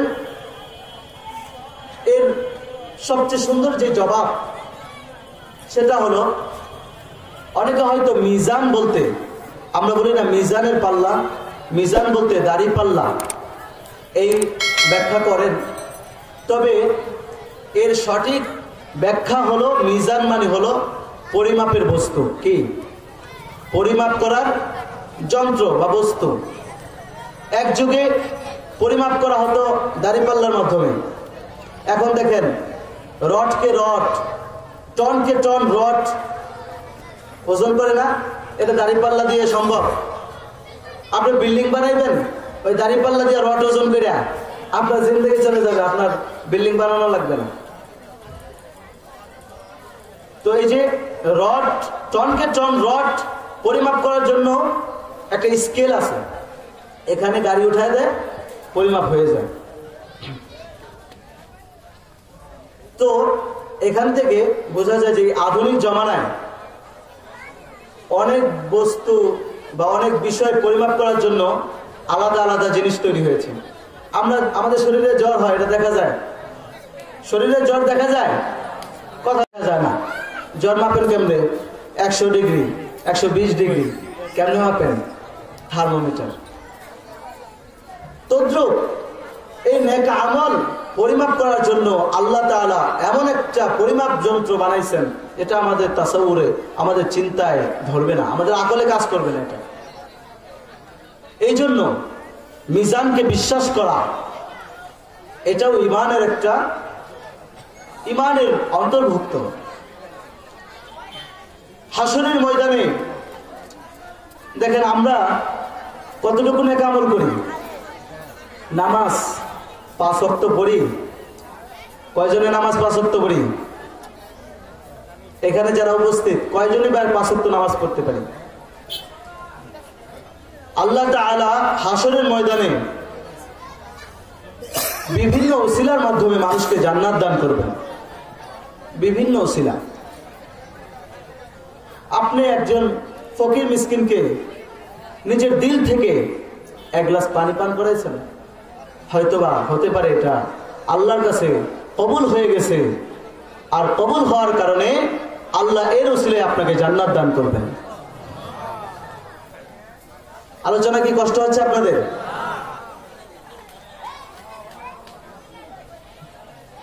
তো এই নেক আমল দিয়ে আমরা জান্নাতে যেতে পারবো কি পারবো না, এর মধ্যে আমাদের এতটুকু যোগ্যতা নাই যে আমরা নেক আমল দিয়ে জান্নাতে যাব। এই জন্য আল্লাহ তাআলার কাছে সবসময় দোয়া করতে হবে, আল্লাহ আমি তো যতটুকু পারি ততটুকু করার চেষ্টা করি, বাকিটা আপনার উপর। দিলে ইয়াকিন রাখতে হবে হাসরের ময়দানে আমি আল্লাহর উপর যে ভরসা করেছি সেই ভরসার কারণে আমি জান্নাতে যেতে পারবো। অথবা আরেকটা ইয়াকিন রাখতে হবে, সেটা হলো ভয়, আমি হাসরের ময়দানে হয়তোবা জাহান্নামেও যেতে পারি, সেই জন্য আমাকে গুনাহ থেকেও বেঁচে থাকতে হবে। ঈমান তো বাইন মাঝখানের স্থানকে ঈমান বলে। আজকাল কিছু লোক দেখা যায় ইসলামের বিধান নিয়ে বাড়াবাড়ি করে, পালন করতে গিয়ে একটা ইসলামের বিধানকে পালন করতে গিয়ে বিভিন্ন তরিকা নিজেদের থেকে বানায় নেয়। আর কিছু লোক আছে করেই না। 2 ধরনের লোক, উভয় জাহান্নামী। মাঝামাঝি যারা আছে এরা হলো প্রকৃত মুমিন। ঈমান তো মাঝামাঝির স্থান। এই জন্য আল্লাহকে ভয় করতে হবে, আল্লাহর কাছে আশাও রাখতে হবে। এই ভয় এবং আশার মাঝামাঝি যদি আপনি আপনার জীবনকে পরিচালনা করতে পারেন, তাহলে আপনার জন্য জান্নাত রয়েছে। কিয়ামত বিষয় গেল। 2 নম্বর বিষয় কি বলেছিলাম? অদৃশ্যের চাবিকাঠি কয়টি? অদৃশ্যের চাবিকাঠি সবাই বলতে হবে। অদৃশ্যের চাবিকাঠি কয়টি? আচ্ছা, একটা কাজ করলে কষ্ট হবে, আমরা একটু হাত তুলে দেখাই। অদৃশ্যের চাবিকাঠি কয়টি? আরেকটা হাত উঠান। 1 নম্বর কিয়ামত। 1 নম্বর কি? কিয়ামতের এই জ্ঞান একমাত্র কার কাছে আছে? আল্লাহর কাছে আছে। 2 নম্বর, কখন কোথায় বৃষ্টি হবে এটা কে জানে? আল্লাহ। আপনাদের কষ্ট হচ্ছে, হাত নামান। অনেক অনেক শুকরিয়া আপনাদের। তো 5টা জ্ঞান, এই 5টা জ্ঞান একমাত্র কে জানে? আওয়াজ দিতে হবে, একমাত্র কে জানে? আরে মুসলমানদের আওয়াজে তো আজকে এই বর্তমানে মুসলমান টিকে আছে। এই আওয়াজে, আওয়াজ যদি না দেন তাহলে আস্তে আস্তে পদস্খলন হবে। এজন্য আওয়াজ দিতে পারবেন তো ইনশাআল্লাহ? গলাটা বসে গেছে। তো 2 নম্বরটা কি? কখন কোথায় বৃষ্টি হবে সেটা জানে কে? আল্লাহ। এখন প্রশ্ন হলো, আমরা তো দেখি আবহাওয়ার সংবাদ দেয় না? কি দেয়? আবহাওয়ার সংবাদ দেয়। আবহাওয়ার সংবাদের মধ্যে কি বলে? আগামীকাল বৃষ্টি হওয়ার সম্ভাবনা আছে, আগামীকাল ঘূর্ণিঝড় হবে। কি হবে? ঘূর্ণিঝড় হবে। কিন্তু ঘটনাক্রমে দেখা যায় বৃষ্টিও নাই, ঘূর্ণিঝড়ও নাই। হয় কি হয় না? হয়। তাহলে বোঝা গেল আবহাওয়া সম্পর্কে যারা সংবাদ দেয় এদের সংবাদটা সম্ভাবনা হতে পারে, কিন্তু আল্লাহ তো জানেন নির্দিষ্ট কোন সময় বৃষ্টি হবে। দুইটা গেল, দুইটা। 3 নাম্বার, ওয়ায়ালামু মা ফিল আরহাম,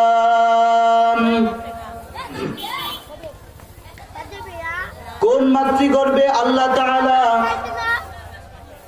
কোন সন্তান দান করেছেন, ছেলে সন্তান না মেয়ে সন্তান, এটা একমাত্র জানেন কে? আলট্রাসাউন্ড করার মাধ্যমে আমরা জানি না, কে জানি?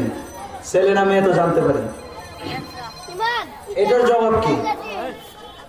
আসলে ইসলামের প্রত্যেকটা বিধানের উপর প্রশ্ন আসে, কিন্তু এই নাস্তিক্যবাদের প্রশ্নের জবাব দেওয়ার জন্য কোরআন, এই কোরআনের জ্ঞান দান করেছেন এমন লোকের কি পৃথিবীতে অভাব আছে? একটা সত্য ঘটনা শুনে দিই আগে। স্বয়ং আল্লাহকে অস্বীকার করে লোকের অভাব আছে? বাংলাদেশেও নাস্তিকের অভাব নেই। আর বাংলাদেশে যে সমস্ত নাস্তিক, এগুলো আসলে নাস্তিক না, এগুলো হলো টাকার পূজারী। আরো জোরে বলতে হবে, এগুলো টাকার পূজারী। যারা প্রকৃত নাস্তিক ছিল তারা ইসলাম নিয়ে গবেষণা করত, ইসলামকে বোঝার চেষ্টা করত, আল্লাহকে নিয়ে, আল্লাহর সৃষ্টিকে নিয়ে চিন্তা করত। কোরআন নিয়ে গবেষণা করতে করতে যখন তারা গবেষণার শেষ পর্যায়ে যেত, তাদের ব্রেন আর কাজ করতো না, তখন তারা বুঝতো না এই সমস্ত জগতের পেছনে একজন সৃষ্টিকর্তা আছে। তিনি কে? আল্লাহ। তো বাংলাদেশে যে নাস্তিক, এগুলা দেখবেন শুধু ইসলামের বিপক্ষে কথা বলে, শুধু ইসলামকে নিয়ে তাদের চুলকানি। কেন? কারণ এরা কিছু অর্থের পূজা করে, এরা টাকার কাছে বিক্রি হয়ে গেছে, টাকার কাছে বিক্রি হয়ে এরা শুধু ইসলামের পেছনে লেগে আছে। ইমাম আজম আবু হানিফা রহমতুল্লাহ আলাইহি, তিনি, তার জমানায় এক নাস্তিকের আবির্ভূত হলো। ওই নাস্তিক প্রশ্ন করছে, পৃথিবীতে আল্লাহ বলতে তো কিছু নাই, এই জগতের স্রষ্টাকে, এই জগৎ তো আপনা আপনি হয়েছে, নিজে নিজে একটা বিস্ফোরণ হয়েছে। এটা যারা বিজ্ঞান করে তারা আরো ভালো বুঝে, এরকম আলোচনা আছে। একটা বিস্ফোরণের মাধ্যমে এই জগৎ সৃষ্টি, তো তারা আল্লাহকে বিশ্বাস করে না। ইমামে আজম আবু হানিফা, ইসলামী 4 মাযহাবের মধ্যে, 4 জন ইমামের মধ্যে সর্বশ্রেষ্ঠ যে ইমাম, তিনি হলেন আমাদের ইমাম, ইমাম আজম আবু হানিফা রহমতুল্লাহ আলাইহি। ইমাম আজম আবু হানিফা রহমতুল্লাহ আলাইহি ওই নাস্তিকের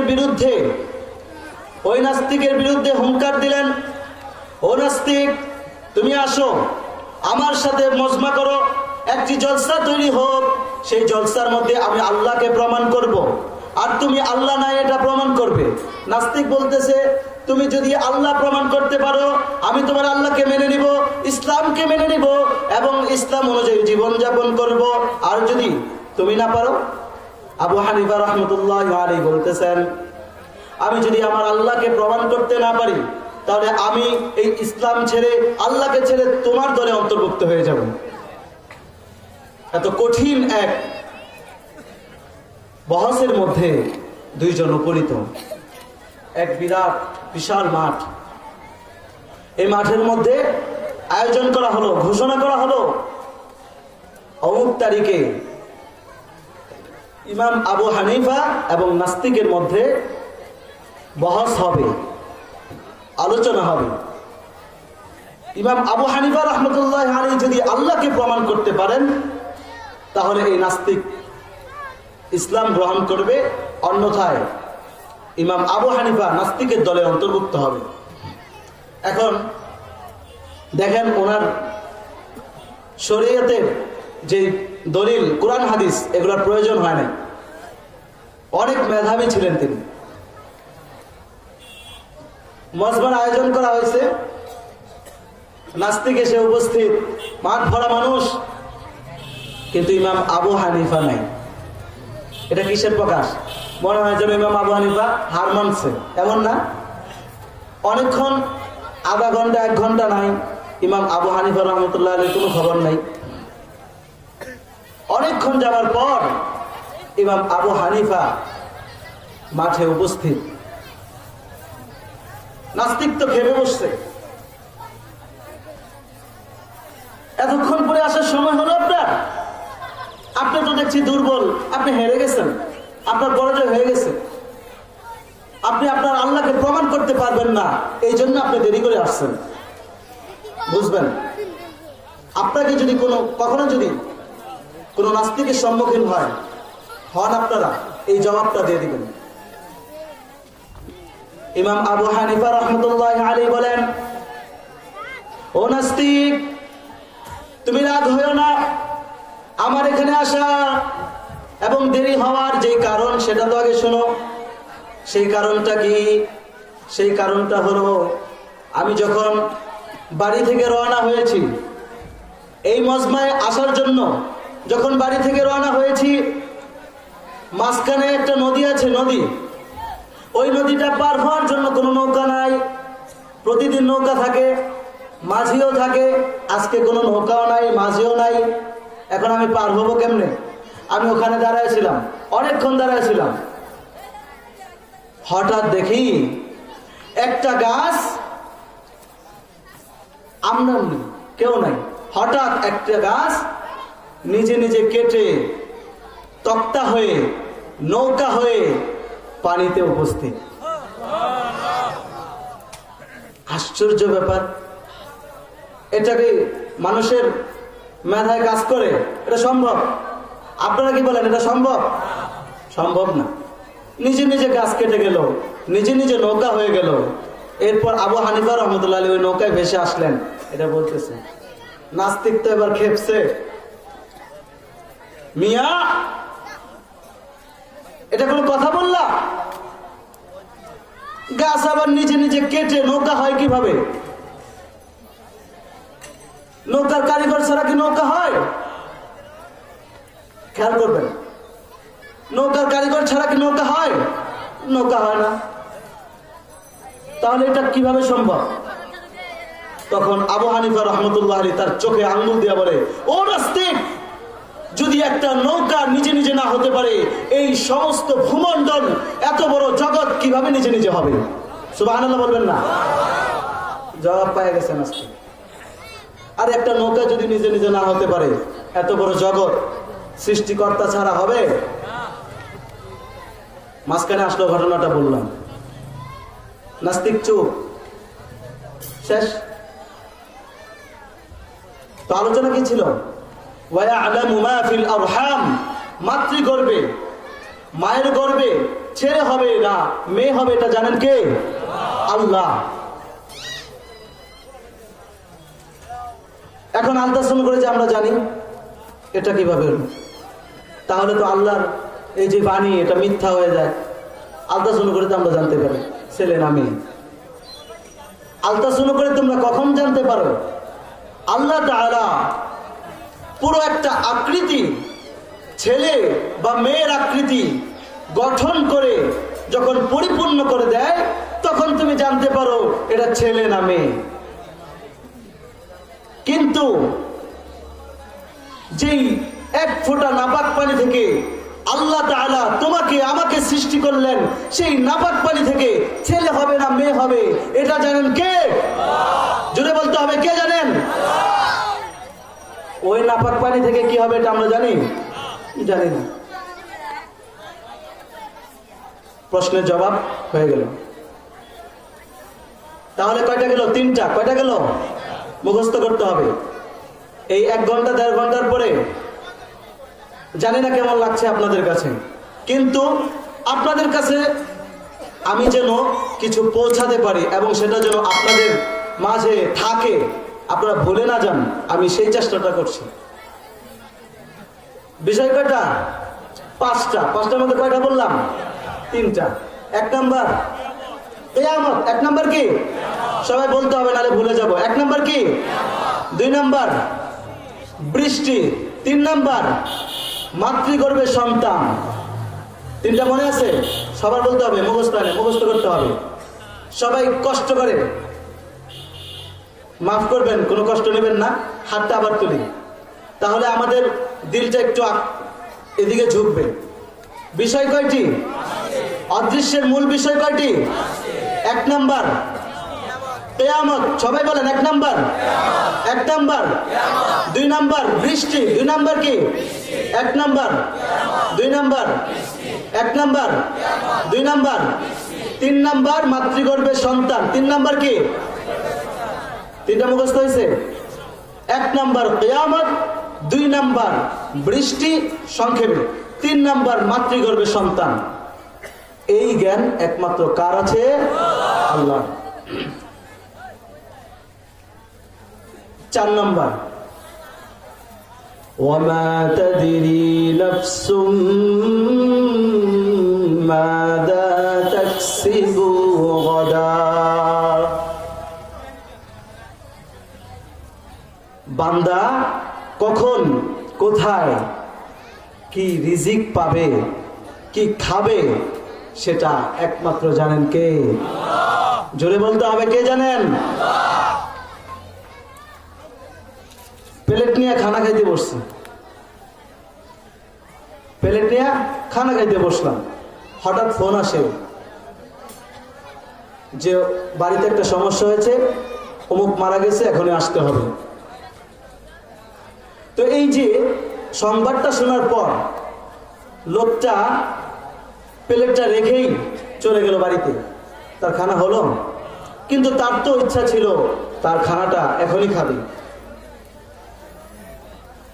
তাহলে আমরা যতই জানি, সংকল্প করি এখানে খাবো ওখানে খাবো, কিন্তু রিজিকটা গিয়ে পৌঁছায় যেখানে আল্লাহ নির্ধারণ করেছেন সেখানে। বিষয়টা এমন না? তাহলে রিজিক কার কোথায় আছে এটা একমাত্র জানেন কে? আল্লাহ। 4টা চলে গেল। আবার 1 নাম্বার থেকে 1 নাম্বার কি? কিয়ামত। সবাই বলতে হবে 1 নাম্বার কি? আমার এলাকার যারা আছেন, আমি কিন্তু হঠাৎ মানে অনেকের নাতি, অনেকের ছেলের মতো আপনাদেরকে জিজ্ঞেস করব, যেদিন যে বয়ান করেছিলাম আপনি বলেন, তখন বলতে পারবেন না। মাহফিল থেকে যদি কিছু খোরাক না নেন তাহলে শুধু কণ্ঠ শুনে তো কোনো লাভ নেই।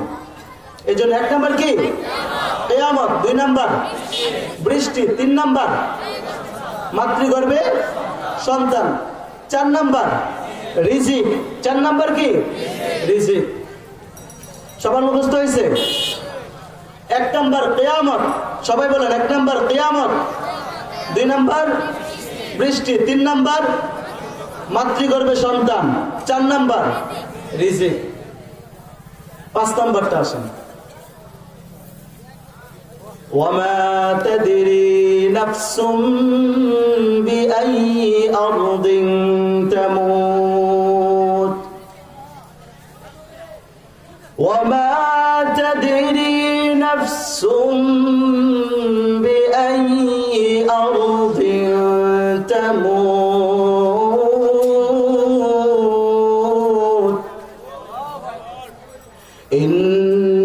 ইন্নাল্লাহা আলিমুন খাবীর।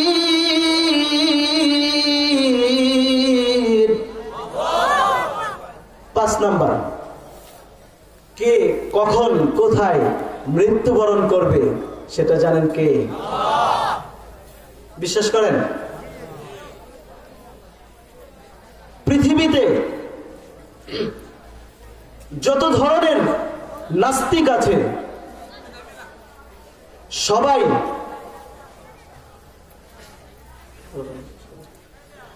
সবাই কিন্তু আল্লাহকে অস্বীকার করে কিন্তু একটা বিষয় আছে যে মৃত্যু, এই মৃত্যুকে কেউ অস্বীকার করতে পারে না। মৃত্যুকে কেউ অস্বীকার করতে পারে? মৃত্যু তো সবারই হয়, সবার হয় না? কার কখন কোথায় মৃত্যু হবে সেটা জানেন কে? আল্লাহ। এই জন্য ভাইয়েরা, মৃত্যুর আগে আমাদের মৃত্যুর সামানা তৈরি করার দরকার আছে না নাই? মৃত্যুর সামানা তৈরি করার দরকার আছে না নাই? ছোট্ট একটি ঘটনা শুনে। জমানার ইমাম মালিক রহমতুল্লাহ আলাইহি, হয়তো অনেকে নাম শুনেছেন, অনেক বড় ইমাম মালিক রহমতুল্লাহ আলাইহি জীবনে অনেক তামান্না, অনেক আশা।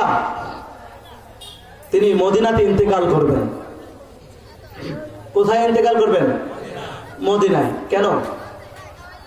ইমাম মালিক রহমতুল্লাহ আলাইহি কলমের মধ্যে রাসূলের প্রতি এত মহাব্বত ছিল, তিনি চেয়েছিলেন আমি যাকে ভালোবাসি, আমার জীবনের সবচাইতে মহাব্বতের মানুষ যিনি, আমি তার জমিনেই দাফন হতে চাই।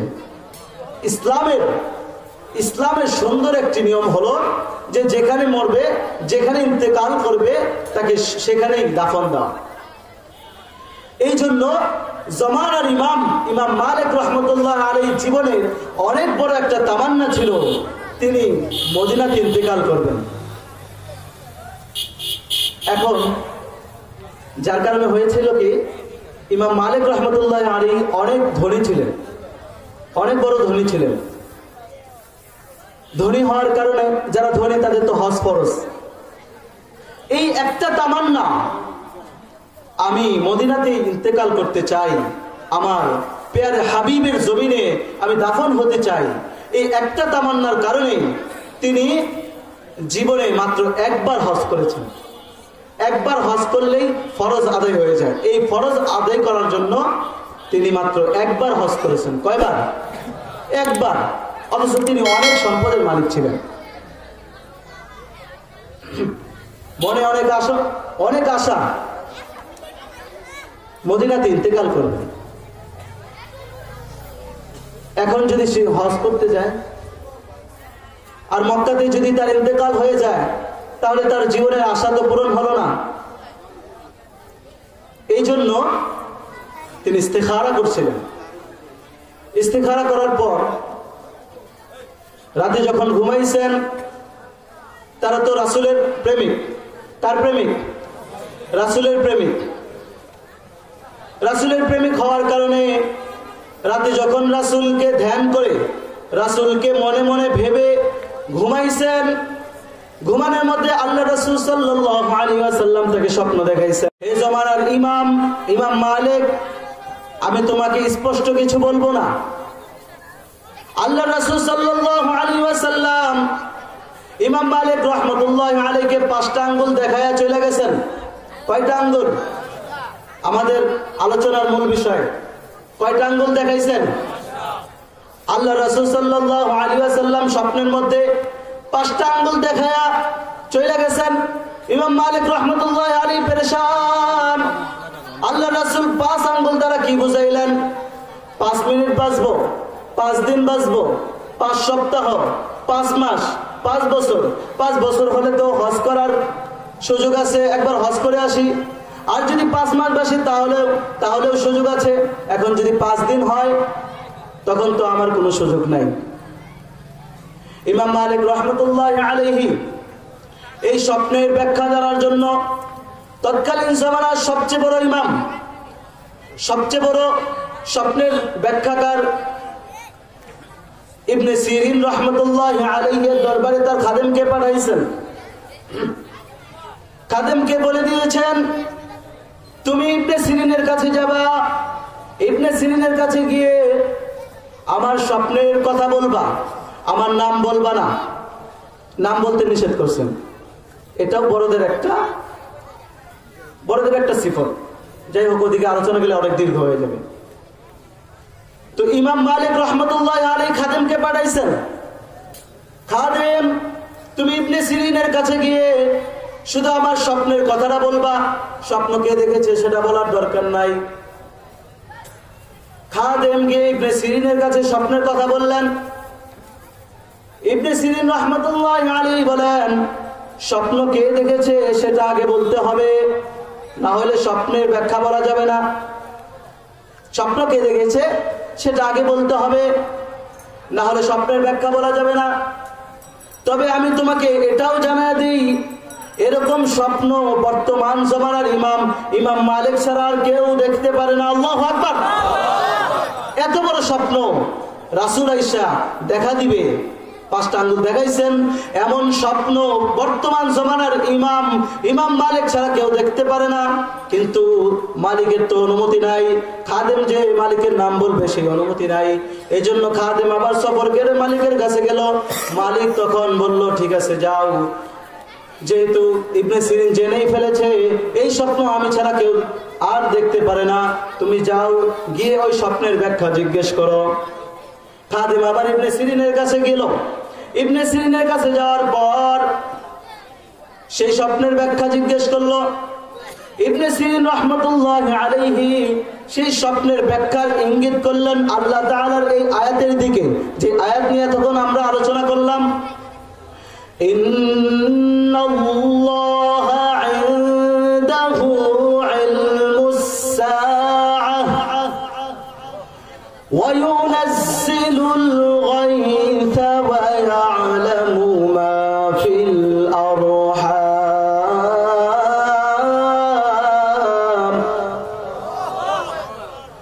ওয়া মা তাদরি নাফসুম تكسب غدا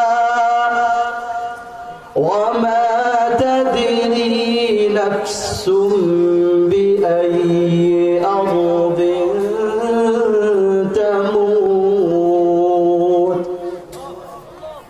5টা বিষয়। কয়টা বিষয়? 5 আঙ্গুল দ্বারা আল্লাহ রাসূল এই আয়াতের দিকে ইঙ্গিত করেছেন।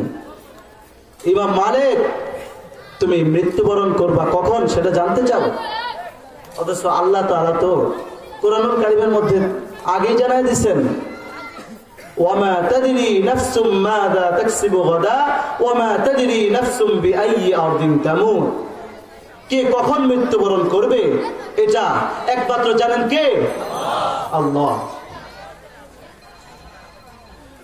5টা বিষয় মুখস্থ হয়েছে সবার।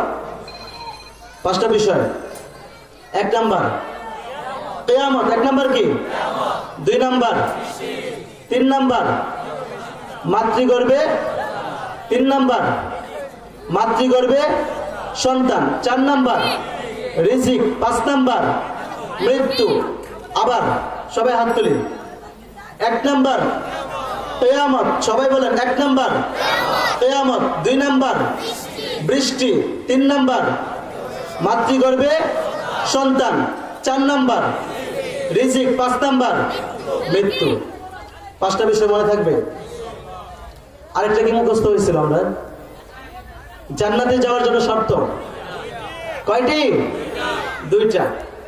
1 নাম্বার ঈমান। 1 নাম্বার কি?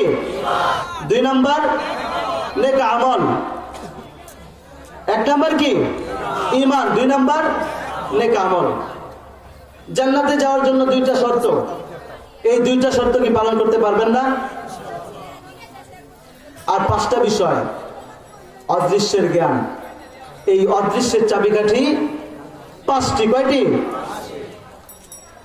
এখন অদৃশ্যের বিশ্বাস যদি বা মৌতের কথা, রিজিকের কথা, মাতৃগর্ভে সন্তানের কথা, এই 5টি বিষয় যদি কেউ বলে যে আমার বাবা জানে, তাহলে কি হবে? মুশরিক হবে। কারণ কি? সে শিরিক করেছে। মনে রাখবেন, পীর এটা সত্য। পীর কি? অনেক হয়তো পীর বললেই ভণ্ড বুঝে। পীর মানে কি? পীর এটা কি সত্য কি সত্য না? পীর শর্ত, কিন্তু ভণ্ড পীর থেকে আমাদেরকে সতর্ক থাকতে হবে। ভণ্ড পীর থেকে আমাদেরকে কি থাকতে হবে? সতর্ক থাকতে হবে। পীর সত্য, পীর ছাড়া আপনি গুমরাহ হয়ে যাবেন। সাহাবায়ে কেরাম পীর মানেন নাই? মানছে কি মাসালা? সাহাবায়ে কেরাম পীর মানেছেন? মানছেন। কাকে? রাসূল সাল্লাল্লাহু আলাইহি সাল্লামকে। কেন রাসূল সাল্লাল্লাহু আলাইহি সাল্লামকে পীর মানা দরকার কি ছিল? কোরআন তো ছিল, হাদিস তো ছিল, তারপর রাসূলকে কেন পীর মেনেছেন? রাসূল সাল্লাল্লাহু আলাইহি সাল্লামকে পীর মানার দ্বারা বোঝা যায় আমাদের সামনে অকাট্য দলিল সবকিছু থাকার পরেও আমাদেরকে পীর মানতেই হবে। কি মানতে হবে? পীর মানতে হবে। কিন্তু পীর কি যেমনে যেমনে পীর মানলেই হবে? ল্যাংটা বাবা হেও পীর। কত পীর আছে। পীর মানবেন মহল্লার ইমাম সাহেব, আপনি যার পিছনে নামাজ পড়েন তাকে পীর মানেন, সমস্যা আছে? আলেম না উনি? আলেম দেখে দেখে পীর মানবেন। আবার আলেমের মধ্যে কিন্তু পার্থক্য আছে, আলেম চিনতে ভুল করবেন না। আল্লাহ রাসূল সাল্লাল্লাহু আলাইহি ওয়াসাল্লাম আলেমের 3টা প্রকার বলেছেন। কয়টা প্রকার? আলেমের প্রকার কয়টা? 3 প্রকার। আলেম চিনতে হবে। ওই 5টা 2টা কিন্তু মনে রাখবেন, সর্বশেষ আবার জিজ্ঞাসা।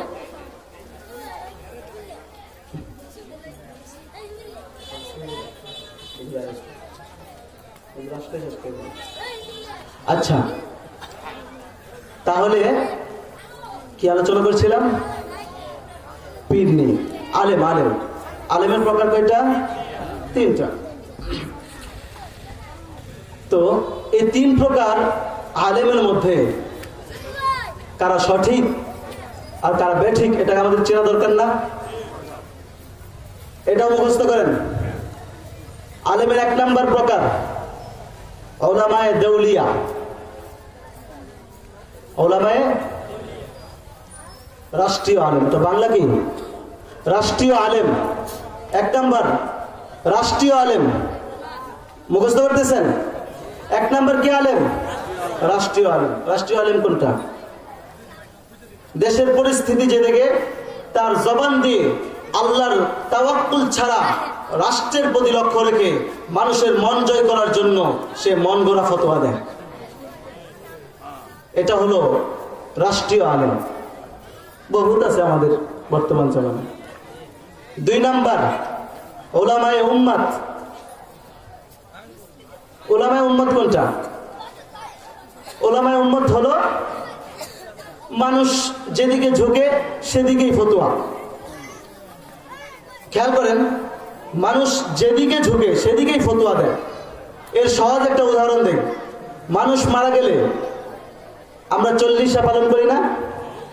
40 পালন করি, 4 দিনের দিন খানা খাওয়াই, এরপরে বাৎসরিক অনুষ্ঠান করি। এই পক্ষে যারা দলিল দেয়, যারা ফতোয়া দেয়, এগুলো হলো উলামায়ে উম্মত। এই 2 প্রকার আলেম পথভ্রষ্ট। মৃত্যুর পরে আল্লাহ তাআলার কাছে জবাব দিতে গেলে তখন তারা ধরা পড়ে। এই 2 প্রকার আলেম থেকে আমাদেরকে পৃথক থাকতে হবে। আপনারা ইন্টারনেটের মাধ্যমে অনেকে হয়তো অবগত আছেন। আফসোস লাগে, আলেম হয়ে কাবা শরীফকে সে ভাস্কর্য বলতেছে। নাউজুবিল্লাহ বলেন। এটা যখন আমাদের কানে আসে তখন ভিতরটা ফেটে যায়। কোরআন পড়েছো, হাদিস পড়েছো, তোমার ভেতরে নূর কোথায়? ক্ষমতাসীনদের পা চাটতে চাটতে এমন একটা অবস্থা হয়েছে যে সে কাবা শরীফকেও ভাস্কর্য বলতে দ্বিধাবোধ করছে না। আশ্চর্য ব্যাপার। আপনারা বলেন কাবা শরীফ ভাস্কর্য? সে কিভাবে বলে? সে বলে এই কারণে সে রাষ্ট্রীয় আলেম। রাষ্ট্রের মোড় যেদিকে ঘুরে তার ফতোয়া সেদিকেই যায়। কোরআন হাদিসের কোনো তোয়াক্কা নেই। আর ওই যে 40 অনেকে নারাজ হয়, কিন্তু তোর মা মারা গেল, দাওয়াত দিয়ে তো কিছু খাওয়াইলি না, নারাজ হয়। আর এই পক্ষেও ফতোয়াবাজ আছে। এগুলো হলো উলামায়ে উম্মাত। এই দুই প্রকারের আলেম থেকে আমাদেরকে বিরত থাকতে হবে। আরেক প্রকার হলো 3 নাম্বার প্রকার উলামায়ে মিল্লাত, যারা ধর্মের আলেম। ধর্মের আলেম হলো প্রকৃত আলেম, যারা কোরআন হাদিসকে সামনে রেখে যখন যত বাধাই আসুক না কেন তাদের ফতোয়া, তাদের ঘোষণা, তাদের জবান থেকে আওয়াজ একমাত্র কোরআন হাদিস অনুযায়ী হয়। এই জন্য 3 প্রকার আলেম থেকে 3 প্রকারের আলেম আমাদেরকে চিনতে হবে, এবং 3 প্রকারের আলেম থেকে কারা গোমরাহ তাদেরকে চিহ্নিত করে তাদেরকে বাদ দিয়ে যারা উলামায়ে মিল্লাত, এই উলামায়ে মিল্লাতকে আমাদেরকে গ্রহণ করতে হবে। শেষ, বারবার মেসেজ আসতেছে শেষ করার জন্য। শেষ সবকের আমরা এখান থেকে একটা সবক নিলাম, এই সবকের এখন আবার পুনরাবৃত্তি হবে। জান্নাতে যাওয়ার উদ্দেশ্য, জান্নাতে যাওয়ার শর্ত কয়টা? জান্নাতে যাওয়ার শর্ত কয়টা? ঈমান। 1 নাম্বার কি? 2 নাম্বার নেক আমল। 1 নাম্বার কি? 2 নাম্বার। অদৃশ্যের চাবিকাঠি কয়টি? কষ্ট করে আবার একটু হাত তুলি। অদৃশ্যের চাবিকাঠি কয়টি? 1 নাম্বার কিয়ামত। 1 নাম্বার কিয়ামত। 2 নাম্বার বৃষ্টি। সবাই বলেন 2 নাম্বার। 3 নাম্বার মাতৃগর্ভে সন্তান। 3 নাম্বার। 1 নাম্বার কিয়ামত, 2 নাম্বার বৃষ্টি, 3 নাম্বার মাতৃগর্ভে সন্তান, 4 নাম্বার কি? রিজিক, 5 নাম্বার মৃত্যু। 3 নাম্বার সবক, 2টা সবক শেষ। 3 নাম্বার সবক আলেম কয় ধরনের? 3 ধরনের আলেম। উলামায়ে দেউলিয়া রাষ্ট্রীয় আলেম, উলামায়ে উম্মাত এটা হলো জনগণের আলেম, উলামায়ে মিল্লাত ধর্মের আলেম। এই 3 প্রকার আলেমের মধ্যে প্রথম 2 প্রকার আলেম হলো গুমরাহ। এই 2 প্রকার আলেম থেকে আমাদেরকে বেঁচে থাকতে হবে, উলামায়ে মিল্লাতকে গ্রহণ করতে হবে। তাহলে আমরা ইহকালে এবং পরকালে নাজাত পাবো ইনশাআল্লাহ। শেষ পর্যায়ে একটু দোয়া চেয়ে শেষ করে দেব। আমার আলোচনা কি আপনাদের কাছে ভালো লাগছে? কিছু নিয়েছেন? আলোচনা থেকে কিছু নিয়েছেন? আশা করি এই আলোচনাগুলি মনে রাখবেন। আলোচনা দ্বারা মনে রাখলে ফায়দা। এই জন্য যদি আমার কথায় কোনো কষ্ট পেয়ে থাকেন, যারাই কোনো কষ্ট পেয়ে আছেন আমাকে ক্ষমা করবেন, মানুষ মাত্রই ভুল। এই জন্য সকলের কাছে দোয়া চেয়ে আমি শেষ করছি।